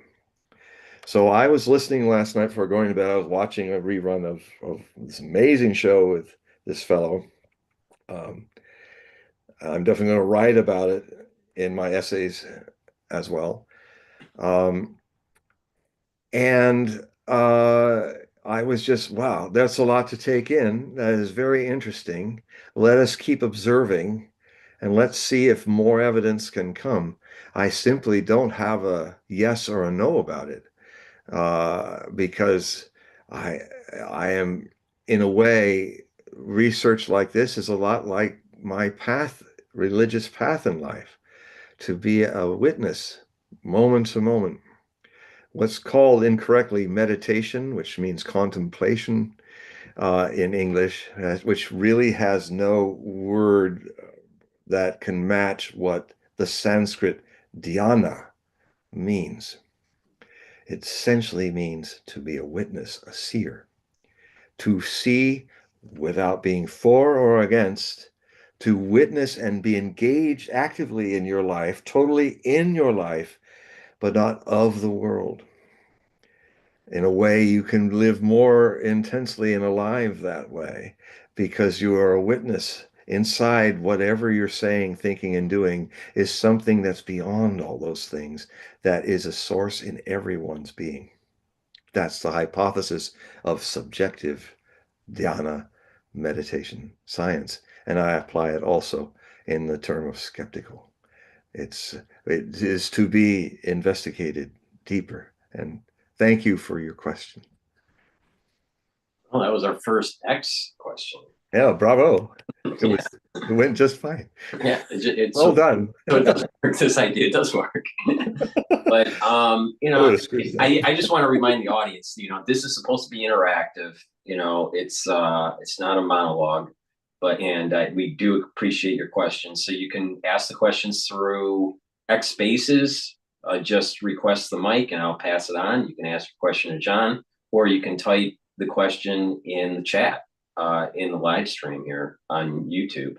Again, you can also see the live stream on my website, the-studio-reykjavik.com. And I want to remind the audience that in the description box of the live stream video, you can get to John's website and take a look at his wares. You can sign up for his periodical and to do a reading. So I don't know if you want to, mention a little bit about that. This is a great time to get a reading. It's when people kind of want to kind of see what their new year is going to be like. So what I do is I do it on Zoom and online, so I can reach the whole world wherever you are. It can last 90 minutes or 2 hours, the readings. I do it at the end of my day, so I am on the days that I'm choosing to have readings. So we can be as quick or as long as we need to be. And I use astrology that you can get from astro.com for free. You can get any kind of chart you want from there. It stays up to be picked up by me in a 24-hour period. And it's free. You just type in your birth information and all that. It's very easy. And then deeper into the reading, I pull out the Osho Zen Tarot and do a Celtic cross reading. And I have a kind of, I don't know if anybody else is doing it like I do. If I'm doing the cross where you have the issue, the thing that's over it, the message from the 1/10 of the aware world, the message from the oceanic, the 9/10 that's hidden from the surface personality that we live in, the past and the future. Um, the These cards are wonderful. They're totally anchored in the tradition of tarot, but they do wonderful things. Like, for instance, pentacles are called the suit of pentacles, which is an earth sign, earthly matters, is called the suit of rainbows. And what's cool about that is it honors the basic idea of earth issues, but it's really from a more meditative point of view. It's where if you are here and now, firmly standing on terra firma in this moment, in the moment, you are in a trine with 120 degrees with the angle of the rain, your position, and the angle of the sun. And only you see the rainbows.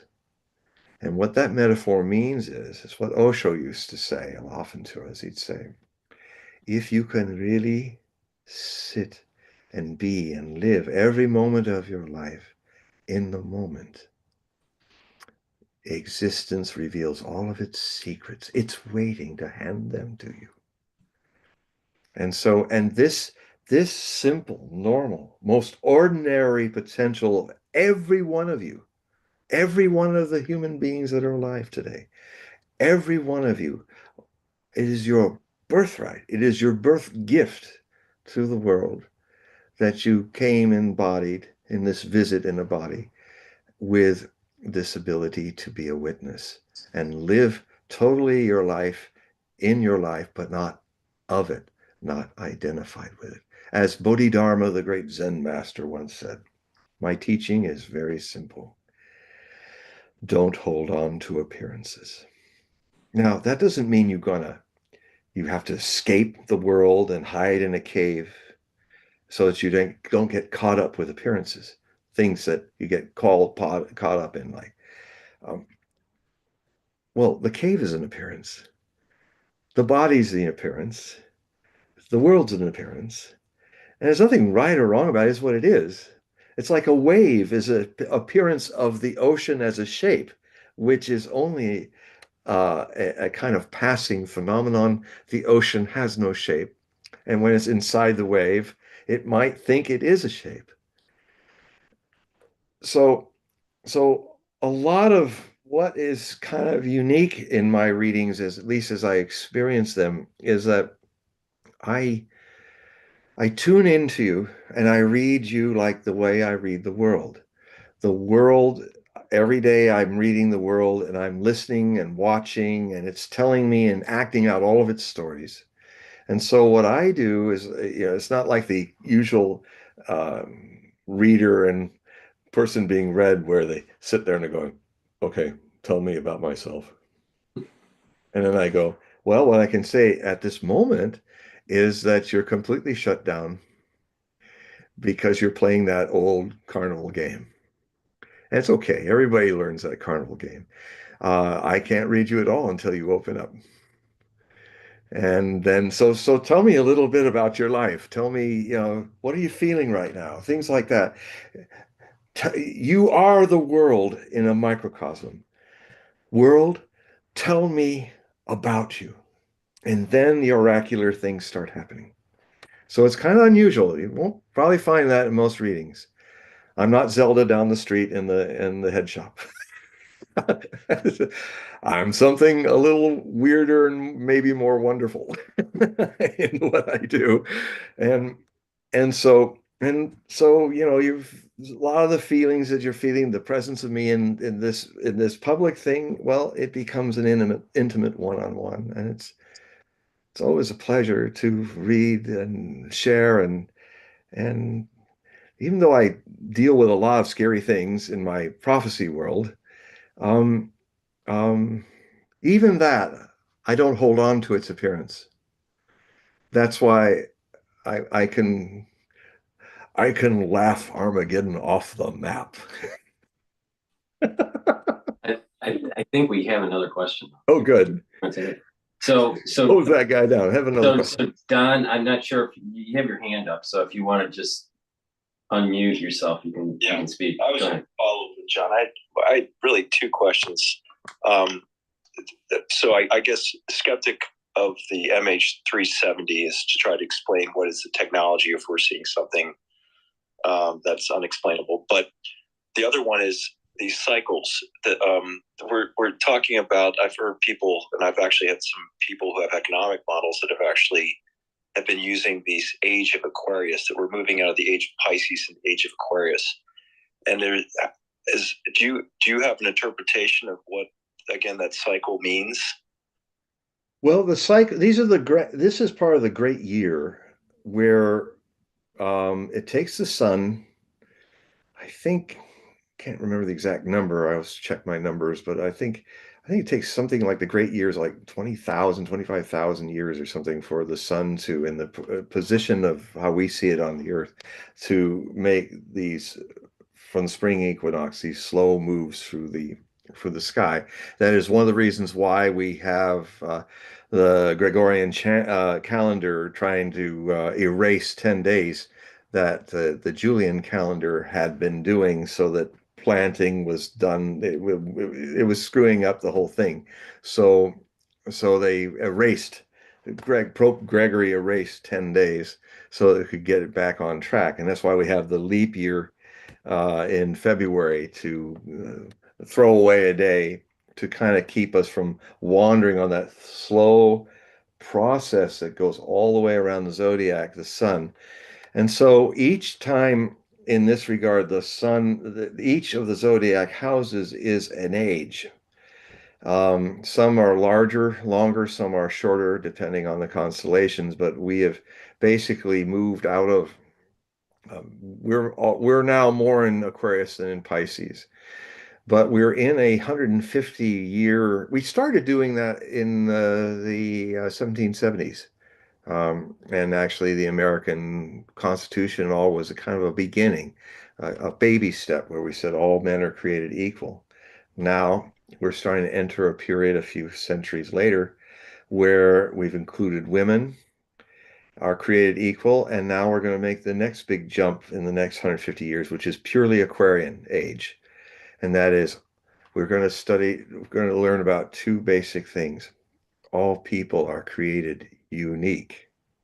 It is our uniqueness that is what we share and is to be celebrated. No one's equal. I mean, this face is not on all the other faces, thank God. So, John, have you ever read the Foundation series by Isaac Asimov? no, I haven't. I've read a lot of other stuff, but I just find Asimov, this is my own limitation, I find him too cerebral. I'm a Ray Bradbury, uh, Dune kind of science fiction reader, and Arthur C. Clarke too. I just it's on Apple TV, but one of the things he expresses is this idea of psychohistory, and it is this sort of force that this I want to say tension between free will and the mass, the predictability of sort of using statistical mathematics to predict the behavior of large masses versus the unpredictable nature of an individual free will. Yeah.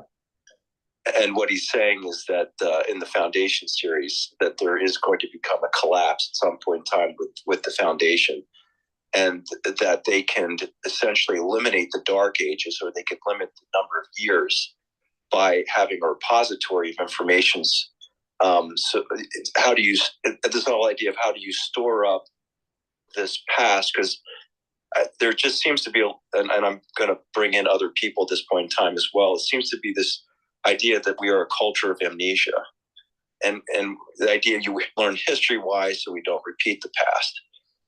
And it seems to me that part of what we're going through right now is a period in which you just mentioned is maybe this expression of maybe a point in time where maybe there's a power structure that's trying to restrict free will and the individuality because they recognize that it can have an influence on their ability to control the masses. Hmm. Oh, yes, this is a cycle that happens, but what makes it unique in this time is we're a global society. It was more regional. So many of these things were all localized and happening in their own times, where the rest of the world was not even aware of it that much. But in this globally connected society, everything becomes a global issue in this way. And one of the main struggles that is happening, I started writing about this in 1990 in India, my first book. Well, it was my second book, that's Millennium Book of Prophecy, which was published in 1994, but I wrote most of it in India in 1990. And in that, I talked about the warning, there's a dark side to Aquarian Age. And I wanted to, put all the rainbow ladies and all these Piscean dreamers that thought their dreams would be projected into the Aquarian Age and so many New Age books and saying, no, leprechauns riding dolphins is not the Aquarian Age. It's the age of science. And it's a science that's not just about, it's not an age of faith. The Piscean Age was an age of faith. The Piscean Age was an age of centralizing control. Power grids centralized, government centralized, nation state centralized. The Aquarian Age is like the oracle in the I can't remember the name of it. To Neo, she said, "I'm here to unbalance it." The architect was there to bring order, but she said, "I'm here to unbalance it." So it's a more feminine, sinister. Unfortunately, means left, but it's also a term for feminine. But it's always been in a male-oriented Piscean age been given this idea of it's bad, evil, something wrong. Well, women are scary, but that's what makes them wonderful in my view. So the so the struggle is between the unraveling of the Piscean Age. Now the Piscean Age is trying to use some of the energy of the Aquarian Age to actually create a police state with a smile. That's what I was saying back then. I mean, the famous quote that was around after Ted Turner retired and CNN started to go down in the mid 90s. There was this ad that was very creepy where they would say, it's not always important that you know what's going to happen next in the future. It's just important that you know someone who does. And I wrote after, yeah, Big Brother knows. And so, the idea of 1984, the idea of a closer dystopia is Fahrenheit 451 to our world in a lot of ways. These these are these are the attempts of the controlling, freaking Piscean age, which is dying. It's losing its influence, and the reason and where we're going is a world of personal sovereignty. The fundamental humanistic Aquarian Age atomic idea, simply put at the roots, is everyone living as a sovereign nation of themselves. It is what anarchy, a much misunderstood word like apocalypse is now. People are doing the antithesis of what anarchy means and the apocalypse. If I say apocalypse, a lot of you are saying, oh, doom, gloom, retribution, cats getting down with dogs, everything is going there, and there's judgment and retribution and the lake of fire, blah, blah, blah. Apocalypse is equally in its meaning to enlightenment. Buddha had an apocalypse under the Bodhi tree. It is lifting the veil of illusion. lifting the veil, literally. Well, I would even go deeper, is a layer deeper. There is a witness in you that is watching you lift the veil. And that's also an illusion. There is no veil. Do you see a tension, though? The one thing that I've also seen, you have people like Jung talks about the coming Antichrist. And it's this idea, again, of these lack of recognition of the capacity of, say, that individual sovereignty for committing evil. And this idea that the material world that we live in is a dualistic one, that we're here to understand the differences. The only way to understand good is to actually have its opposition, which is evil. They're one and the same. This hand and that hand are connected to the same body of experience. But how do you explain then the atrocity that we've seen, whether it's what's the pogroms in Russia or what's happened, the number of Chinese under Mao? It's in this world, we have to be able to explain those things. And if you can't explain them as those things that happened at that point in time were evil, then to say that they're one and the same, you have to be able to define that was not, that there was really no fitness payoff, if you want to do it in some type of objective manner, that there was no scientific payoff to what was actually that experience that humanity saw. Then this is where this is great. You're on the threshold of exactly what deep down is my real work in my prophecy work and writing. I am fundamentally anti-prophetic, but because people, so to way to understand, it's just like the Tantra is fundamentally anti-sexual. Not that sex is bad. Sex has to be gone through. You have to, with awareness, explore your life force. Otherwise, you'll be like any group of celibate type men or women that you see all over the world that always look like they've had half their energy stolen away. They're pale and wan, the priests and all. They're all because the sexual energy is our life force. And so the Tantrika teaches you have to go through with awareness, sexuality to find superconsciousness. And in the same way, in my rather tantric way of confronting the future is, I take you there, but I ultimately take you back to the eternity of the present. And the important thing is not to explain, because explanations will bring more explanations. The more you know, the more questions we'll have. And that will all go on. There's nothing right or wrong about it, but there's something deeper. And that is where I contend I'm moving from that place, because I have sat with what I contend is an authentic master.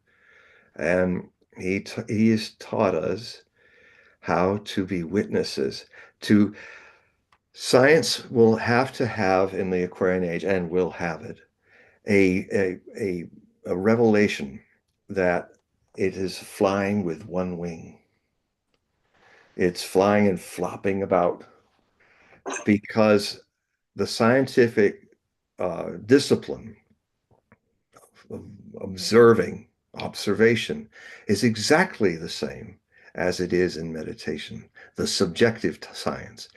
Science has gotten to know a lot about the phenomenal world, but not yet does a scientist know himself, or a scientist know herself. That's why science ends up getting manipulated by politicians and others. Like Einstein famously said, where he put the weight of his fame and reputation, signed with other scientists, to a letter that went to President Roosevelt, highly recommending that they create a nuclear weapons before Hitler does. And he felt that was his greatest mistake of his life. And that's why he said, if I get a chance to live again, I would like to just be a plumber, spoken like a good Pisces. I want to work with water.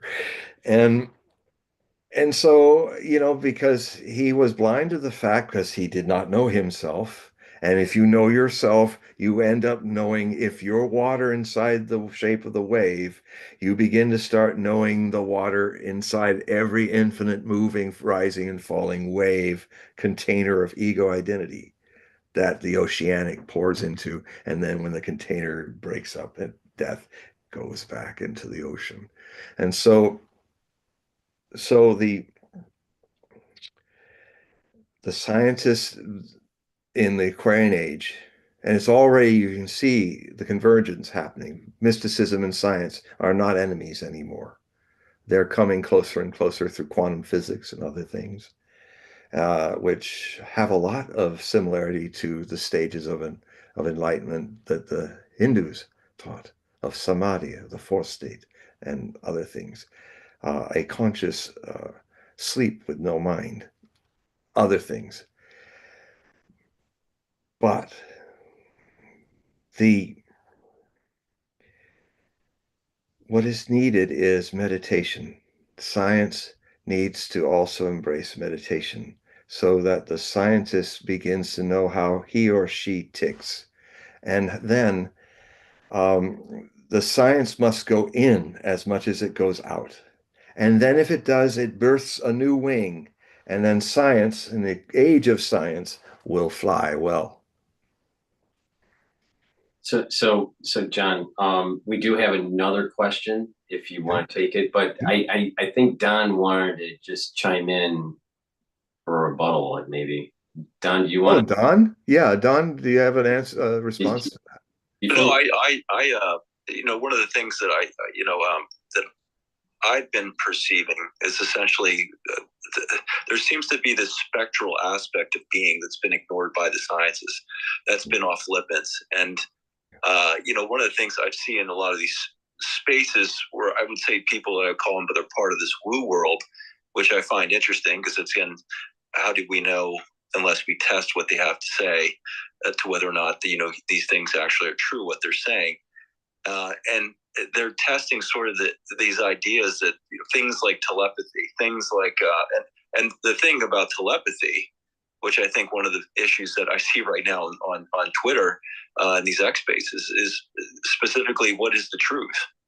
And you've had people like Plato and a lot of the pre-Socratics, they were all trying to figure out how do we uncover what is the truth, especially in a world of abstraction, and in which we don't have maybe access in the case of whatever's being explained to us. We don't have direct access to the information or even the experimentation of the scientists that are performing it. So there's this heavy reliance on people to be able to tell us what they believe to be the truth. So there's this idea that I have to trust. And therefore, if I know the intentions of the person who's delivering the information to me,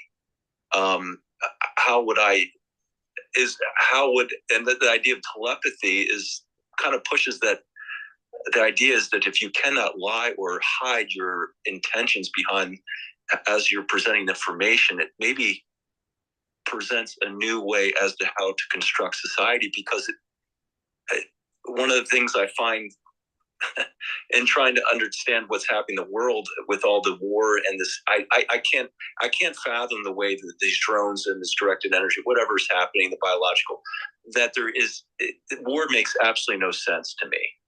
And I can't imagine anybody making some type of calculus and some type of geopolitical arrangements where the war and the weaponry that we have, any type of violence makes any sense anymore. And yet it happens. And so I'm trying to fathom in the way that we're moving, there's something about understanding the true intentions of the people that are making these decisions. The only way I know is to understand yourself. See, the mind creates time. It moves. Therefore, in its movement, there's nothing right or wrong about it. It's what it does. Suchness is the case of it. The mind has a thing it wants to do. It creates a goal. It requires time. And the mind is a great servant to something deeper inside of us that is no mind. It's not the mind, but it can use it when it's necessary as a tool. But if a person has not started to remember that no mindness that we came into the world with, when then it's like this. When I tell people to give me an astrology chart for the reading, I say, this is the Kelly Blue Book of your body mind, your heart, your body, and your mind.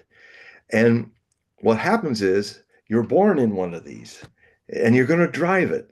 You're going to use the heart as a steering wheel. And you're going to use the brake when you need to stop. That's the mind. Just wait, think about this. What's going on?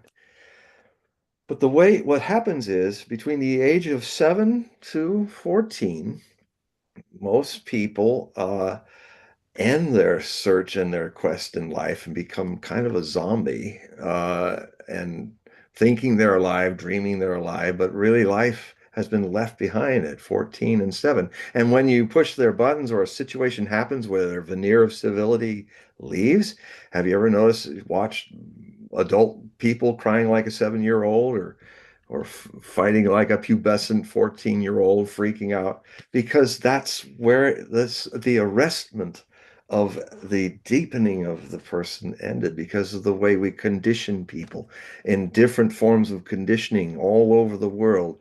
In Saudi Arabia, they condition people differently than they do here, and vice versa. And people are conditioned to be Christian or an atheist or this or that. And so. And John, can I just jump in there, because that's getting to my one of my things that I'm fascinated with, because you're mentioning an age, and so to me, what in your mind? You mentioned the 7. Did you say 7 is when 7 to 14? 7 to 14. Yeah. So what? So is that, to me, that the extra organ of perception, and I would call it a techne, is language. So is it language? No, it's not mind. It's not mind. Your mind is brilliant, and it's a beautiful servant. But right now, like most people, we are not driving our body-mind vehicle with the wheel that's the heart. We're driving it with the mind, which means we're trying to go forward with the brake. Stopping and thinking, what's this about? What's that about? And it's nothing wrong with the mind. The mind is a wonderful servant, but it's a terrible master. The mind, what I'm talking about is something that is, if you can kind of review all the things you've said in this wonderful interchange. Thank you for speaking about these things. One step back, where you go on thinking, nothing wrong with what you're saying, but there's something deeper. There's something deeper. Even people who try to do mindfulness as a meditation don't understand. I can tell immediately those people don't have any understanding of meditation as it really is, because mindfulness is being full of mind. And now we're just going to make full of mind a meditation thing. It's just another projection. The H2O is the formula for water. And one could know that it's 2 hydrogens and an oxygen, and then that's that. But meditation is where I take you, grab you, and we both fall off the cliff into the rapids, into the flood, and are in the rapids, having to be in the moment, be with it, taking it wherever we are. And then as we survive this and get out all wet and on the beach, I said, now that was more than H2O. And John, do you feel this is? I'm again, I'm in these spaces as well, the metaphysics spaces, and talking about intuition. And I agree to some extent that sometimes intuition, which could be connected to the heart, what the heart feels, may actually be illogical to say the world order that they've been given through language. You mentioned the Christian or Muslim, and that's a constructed world with you through language of how to interact in the material world. And there is something, like you're saying, when you live in the moment, you may be connected to the divine without without a language to try that is necessary to be at least what within the source code of the divine, that there's more of an innate or intuition to what is beauty. It resonates, but there isn't necessarily a language that can explain it or yeah, no, it's wonderful what you're saying, but the thing is, the mind is seeking an explanation, and your mind is wonderful. It's speaking richly about this, and what a great servant it can be if you're a watcher of it.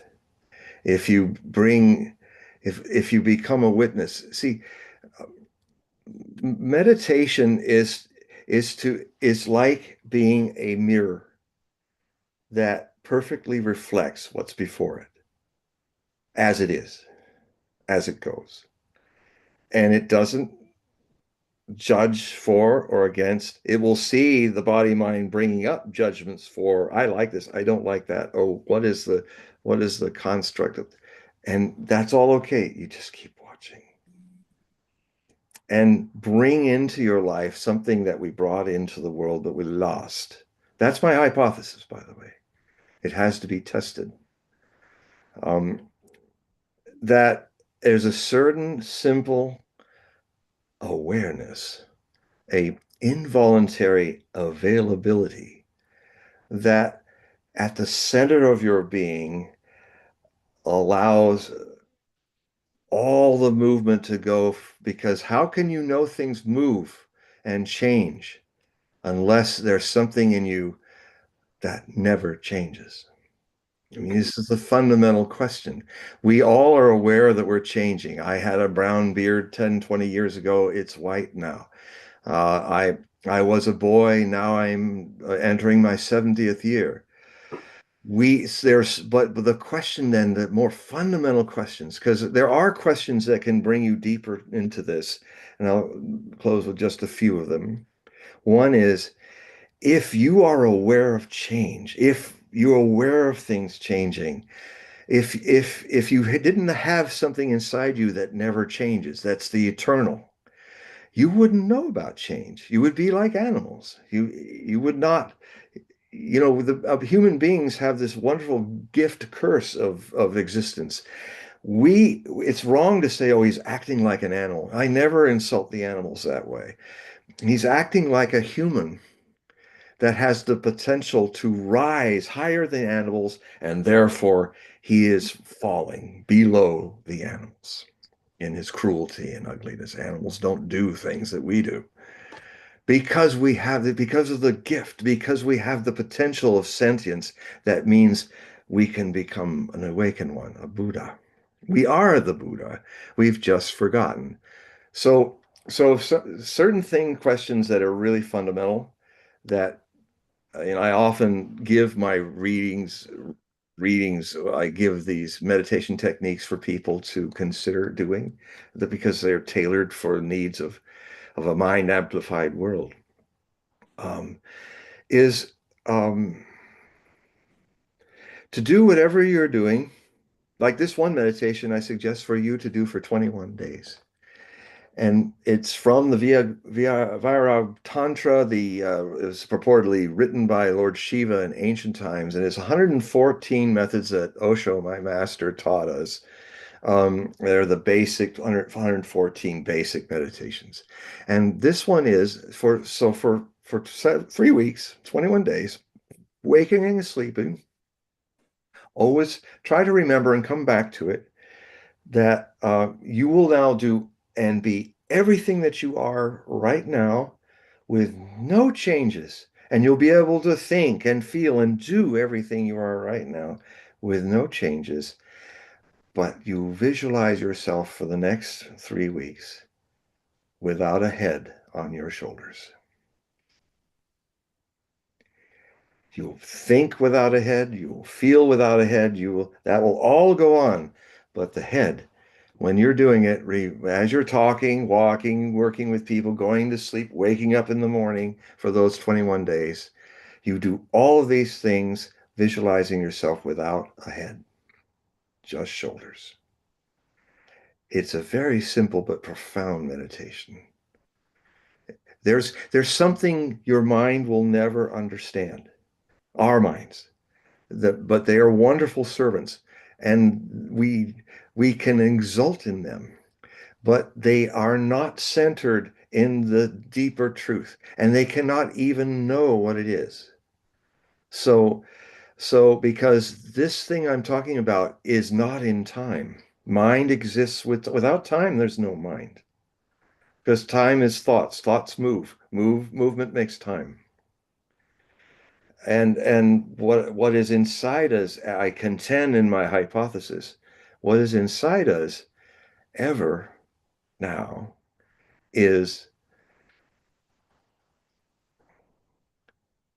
something that is not in time, something that's everywhere and nowhere at once, something that is in everything but free of everything.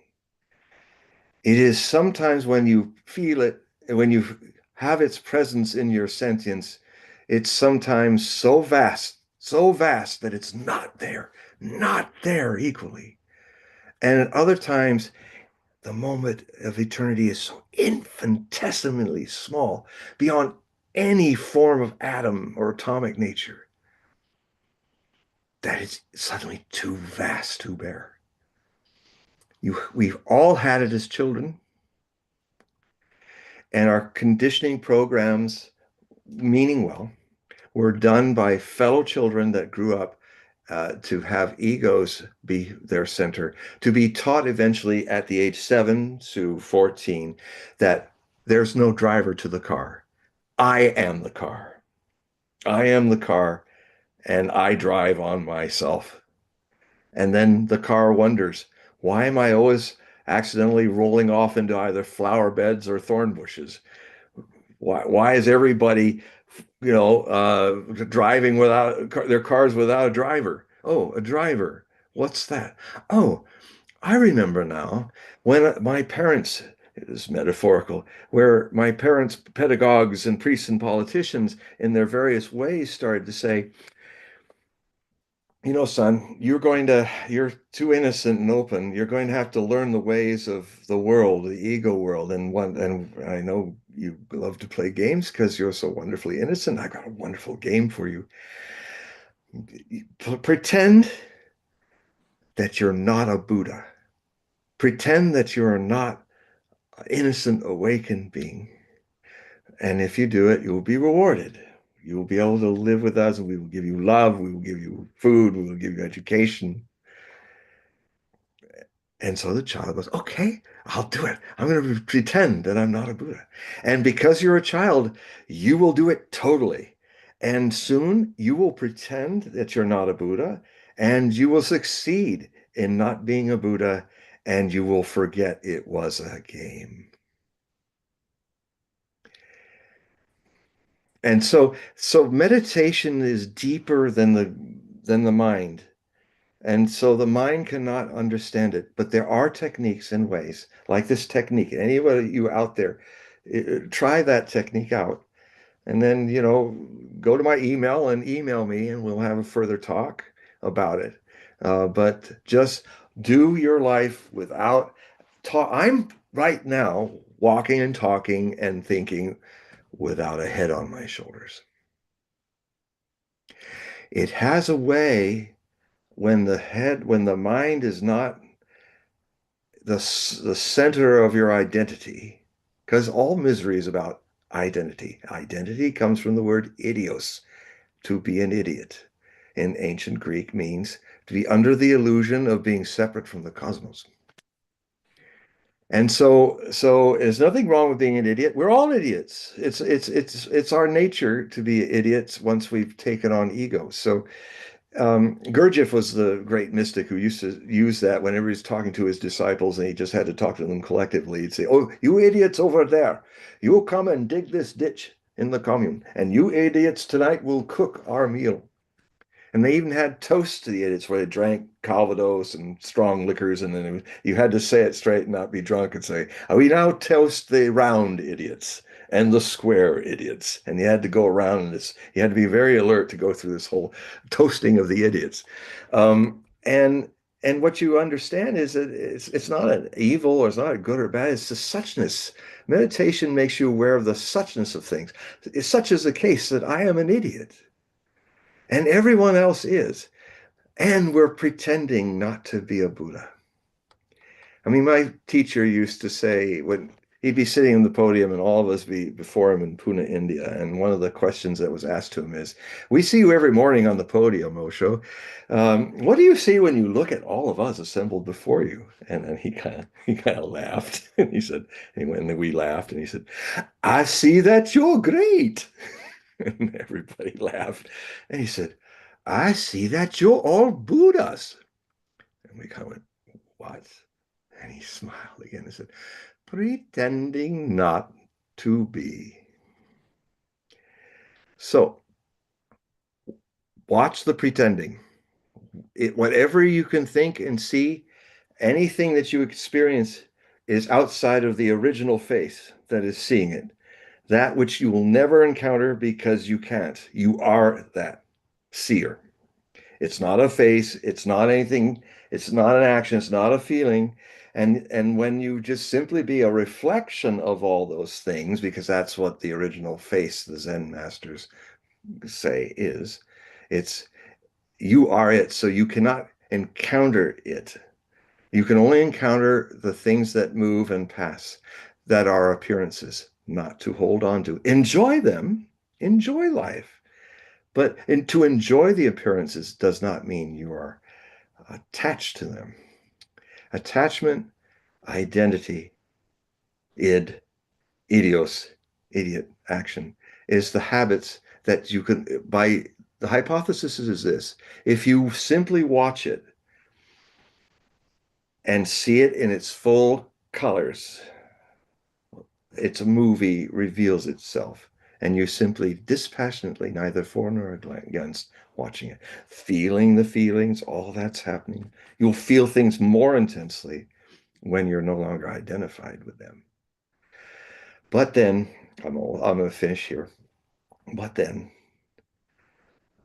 by simply watching things drop by themselves, you haven't really understood intellectually why, because questions in meditation are destroyed by they turn into answer.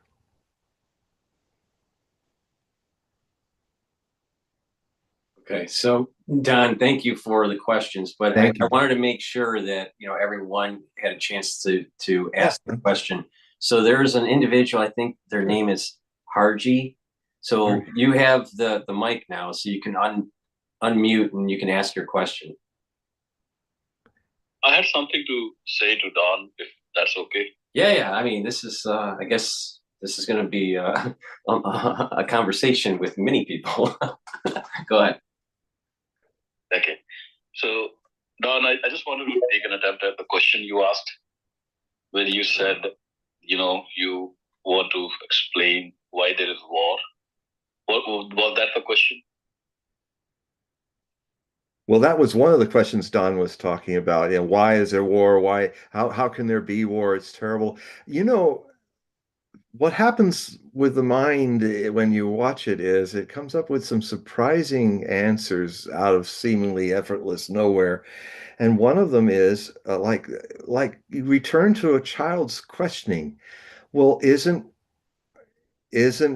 violence? I mean, when people say, "Oh, I'm against violence," they say, "Well, then you're against creation because a thing is destroyed to create another thing." So, the edge of the branch that's growing is a point of destruction creation. Creation cannot exist without destruction. The kalpa comes, the Big Bang comes, the kalpa creates universes and then it destroys them. But the Brahman is not those things. Yeah, I just want to, not sure if Don is listening. Don, I just wanted to share an explanation a learned person shared with me. I think that is the truth, but everybody has to decide for himself. So this is what the learned person told me. Look at if you see a cup and hot tea inside the cup, and let us say it is a super hot tea inside a room temperature and inside a cup. And if I make you believe, for example, if I put you in an illusion and make you believe that the cup and the tea are living things, then it's very possible that you might imagine that, oh, look at the suffering of that cup, or even look at the suffering of the tea. And it might look like suffering to you because you are under the illusion that both are different and both are living things which are interacting with each other in a way that they are causing pain to each other. But in reality, if I take you out of that illusion, if you know that they are not living, then you'll see that actually there is no suffering. That whatever you were assuming as a suffering was nothing more than an illusion. Another example that the learned person told me was, imagine you are in a dream. If somebody, let us say, chasing you in that dream with an intention to kill you, with the tip of fear, spine, and you're trying to escape death, as long as you're in the dream, that fear is very real. That suffering is very real. It is not it is, you cannot say it is not suffering, because it is suffering. But if you are standing outside that dream, and that you know that it is a dream, that there is no suffering. This reminds me of a wonderful story of Chaitanya, that Osho used to talk about, where there was this mad king who wanted to freak out Chaitanya, because Chaitanya was constantly great Hindu mystic, was talking about how everything's illusion. And so he had a surprise for Chaitanya. He had brought into this pit, this courtyard, a mad elephant, and the elephant was doing all of his stuff, and Chaitanya suddenly started crying and screaming and running around and going, no. And of course the emperor, the mad king, was got the elephant out and said, see, you just believing something, and then once I brought the elephant in, you lost all your holiness, you got freaked out, you were running around. And Chaitanya said, no, that's the illusion. My screaming was the illusion, my fear was the illusion. Because the elephant can't kill that which is not the illusion, but the illusion that's around me freaked out, but I'm not that.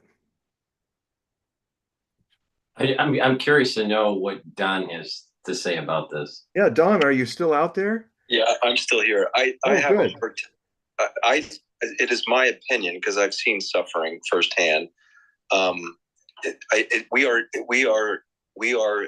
So when we talk about Christ, and the Christ, what he represented was love, and I think, as to whether or not he was a real person or it was something that came to us to try to give us a new understanding of the material world in which we could relieve the suffering that exists today. And so when I see the endless wars, whether it's in Palestine or the Ukraine, or I reject that, because I don't think that is the natural state of being, which you talk about in the heart. And I think the heart that you mentioned probably has this connection between all of us. Maybe it's a morphic, Sheldrick uses the term morphic resonance, the habit species where it's stored. I've had people like Mark Levin talk about these morphogenetic fields and the way that they organize, the morphology of different species. There's this interaction between the cells that there is no language, but they're all cooperating. And it seems to me I'm finding more along the lines of these worldviews that have corrupted perhaps this morphic resonance of the heart that exemplify love, because our bodies are obviously doing things sometimes unconsciously, that perhaps we, probably represent this life force. And so I reject. I think what we're seeing now is perhaps a corruption. I reject. I like. Yeah. I don't like. Well, it's not me. That's what I'm saying. I don't. When you talk about the heart, yeah. It's not me. Sometimes I can say something, and in my heart, I know there's something acting on me unconsciously that my heart rejects what my mind is saying, and so there is a contradiction going on that I can't rationalize. Yeah, because the mind rationalizes, and we're talking about things that are neither this nor that. Consciousness is about something that's not the mind, as I said before. And I was saying the body-mind vehicle uses the wheel, if you will, is the heart. And this is all metaphorical, not to be taken literal, but it is certain. You see, the part cannot describe the whole. But it can hint.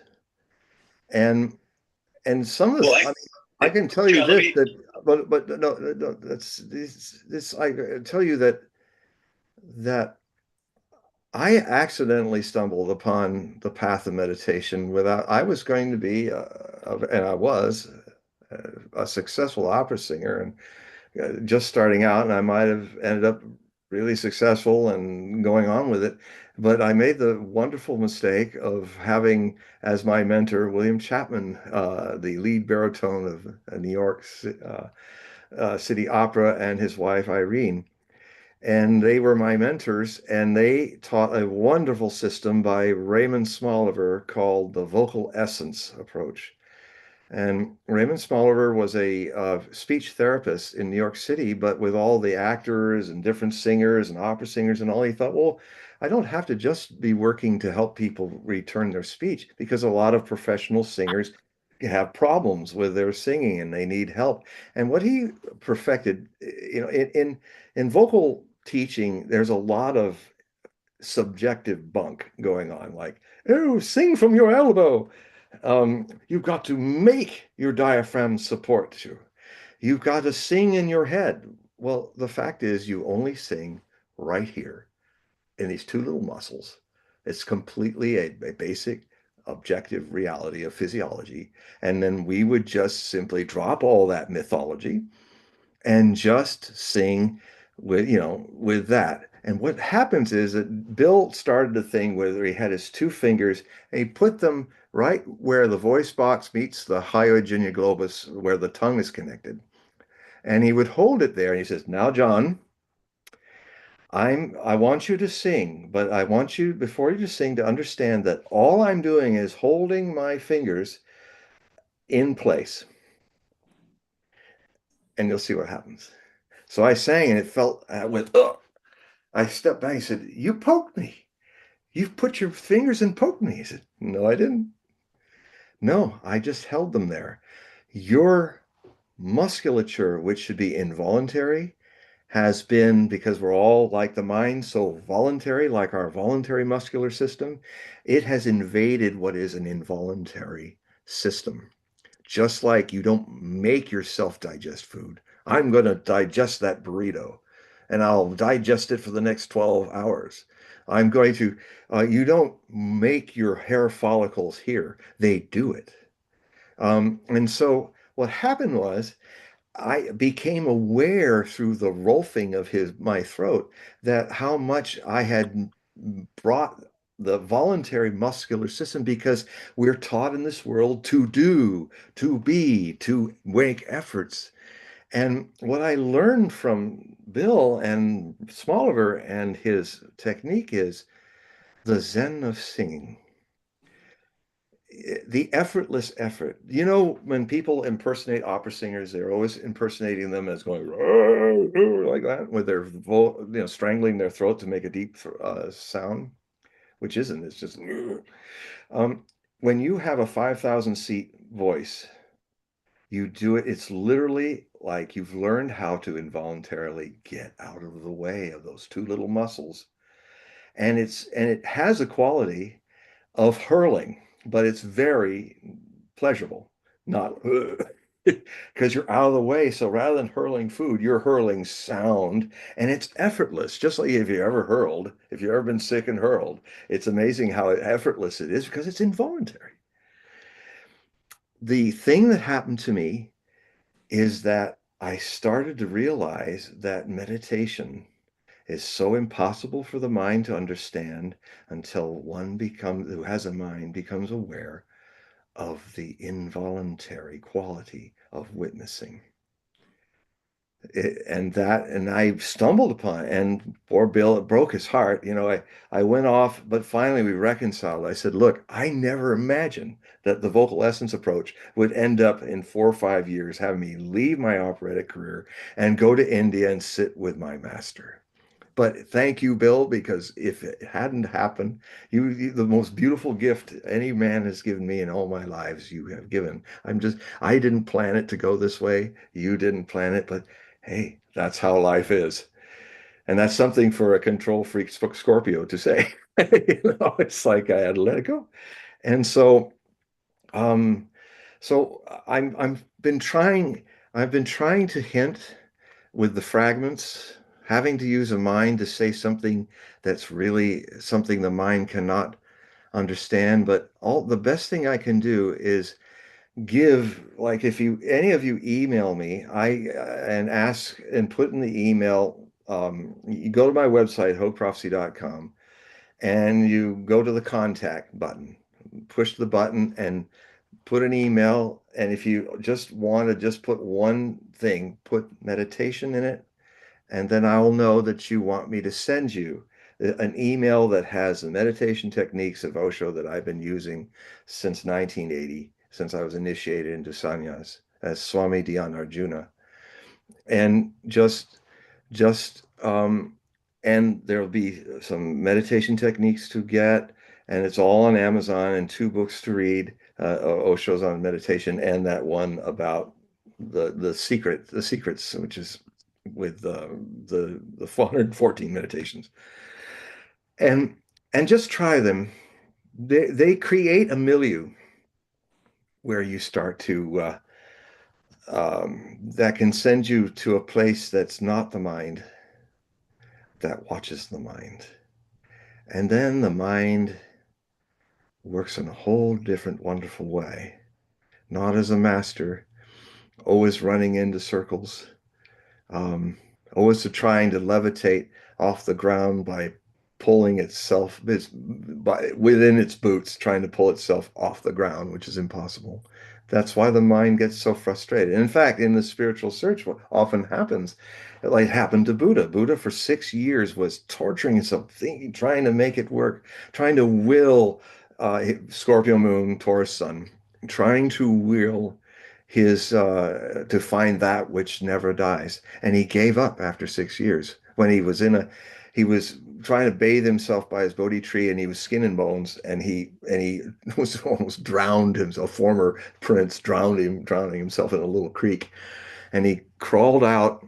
As he's dripping there, he said the famous statement which showed his idea of the middle way. He said, "A sitar string, if it's too loose, can't play a song. A sitar string that is too tight will break. The middle way, neither this nor that.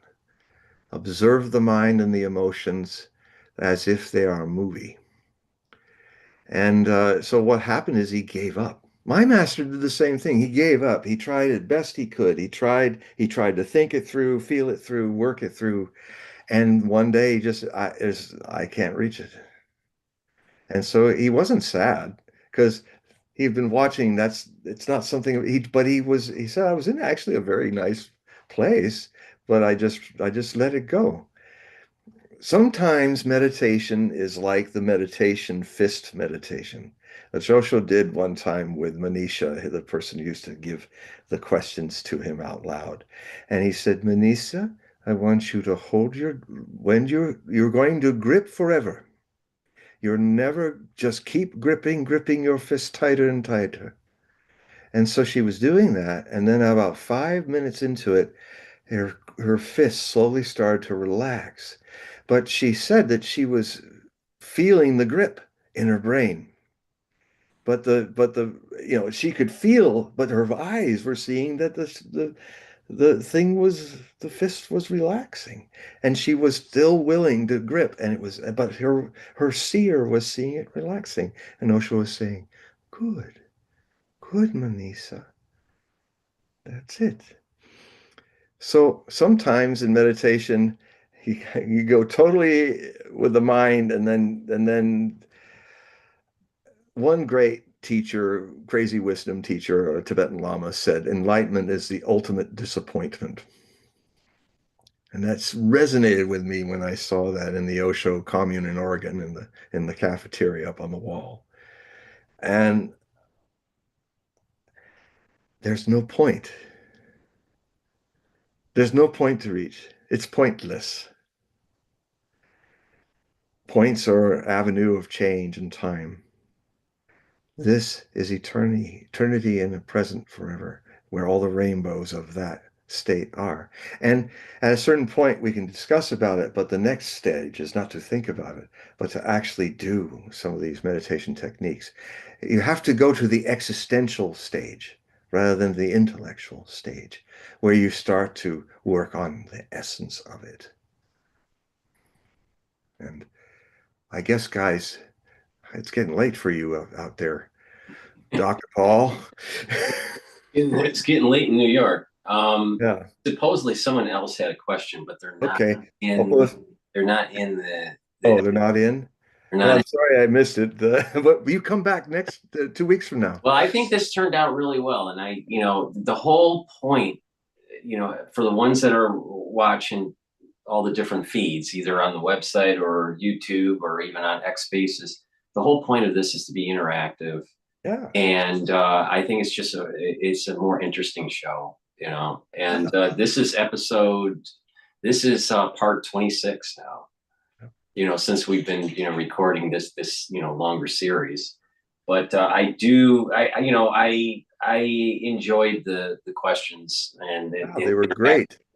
And I appreciate Don, participating. He's been on some of my other shows too, and everyone that has participated. Yeah, thanks, Sherry and everybody. But yeah, there's this individual. His name's Luke, but is he still there, or he's in the chat, but he's not in on X Spaces. So if Luke, if you want to type your question, if you can't get into X, if you can type it quickly, then we'll take your question. If not, we'll have to take it next time. But let me just, while we're waiting for him to either log into X or type his question, just to remind the audience, in the description box of the video and all the videos I do with John, just click the link. That'll take you to his website. You can sign up for his periodical, and you can do a reading, and that way you help support his work. He also has over 50 books published. 52 in 22 languages, 23 languages. All right, so I mean, you got a lot to choose from. There's some of them. So, and they can get this on Amazon and your website, or they can get the books on your website and on Amazon. Well, yeah, if you go to Amazon and just type in John Hogue books, and then when you get to whatever prompt up, get into any one of them and go find the authors page and click on that link, and then you'll see a lot of my books that are available. And there's the Hogue Prophecy Report, which if you go to I've just updated all the free samples of the last 3 Hogue Prophecy reports. It's the first time with everything happening with the presidential predictions and stuff. I got backlogged, and so last week I was able to get them all up to the present one, and so you can explore all of those, and yeah, just there will be samples that are free, and then there's a way that you can subscribe for $60 through PayPal, and then there's another way you can do automatic payments too, $5 or more dollars a month, and just stay on. And then you will get these. I send it by email in a PDF file. This is a great way to not be censored by anybody. And it's like, so you get this PDF in the email you send to donate will be the email. that unless you say in your letter, in the memo, another email. And then, so then you'll be able to open that up, put it in your computer system, your mail program, your cell phone, and it's fully illustrated, and it's a Adobe PDF, and with footnotes and bookmarks and all kinds of stuff. So, and a lot of times I try to be funny.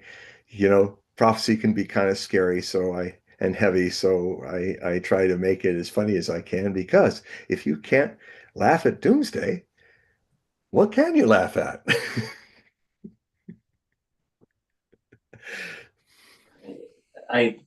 Luke's having a problem getting in. I don't know if we're gonna be able to take his question. There was one question, John, if you want to answer it, this could probably be a dissertation here. I'll try to keep it short. Yeah. You gotta go to bed. Demonic entities exist, and for what purpose?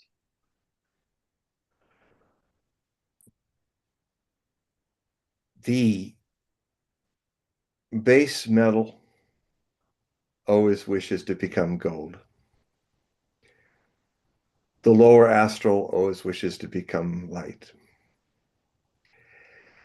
The path is alchemical.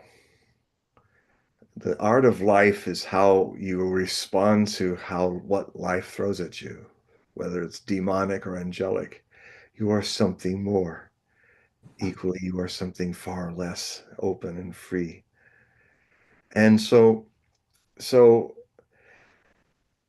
I used to have this fear of when I was a kid, a teenager, the Sorcerer or the Exorcist was playing, and I could even hear the ad down the TV set, and I had these movements start happening in my body that were kind of involuntary, and I was like, oh God, I must be possessed. And so I would sleep with the covers over me for all night, until somehow the reasoning was, well, it's dawn, I can go to sleep now. And I kind of wonder why it makes any difference if the demon's going to be there. And so then I got into the Gateway program of Robert Monroe, and that helped me more understand Kundalini. And then there was one day, after a long time it hadn't happened, where I was laying down doing a tantric, kind of feeling one's sexual energy rising in the Kundalini. And suddenly I had this little something push me right into the bed. Sitting, his head on its knees, little thing, little demon-like fellow, just looking at me. And without words, I said with my whole being, what have I not done to keep you away? I was like profoundly fed up. And the impression without words that I got back very quietly was, you haven't let me in.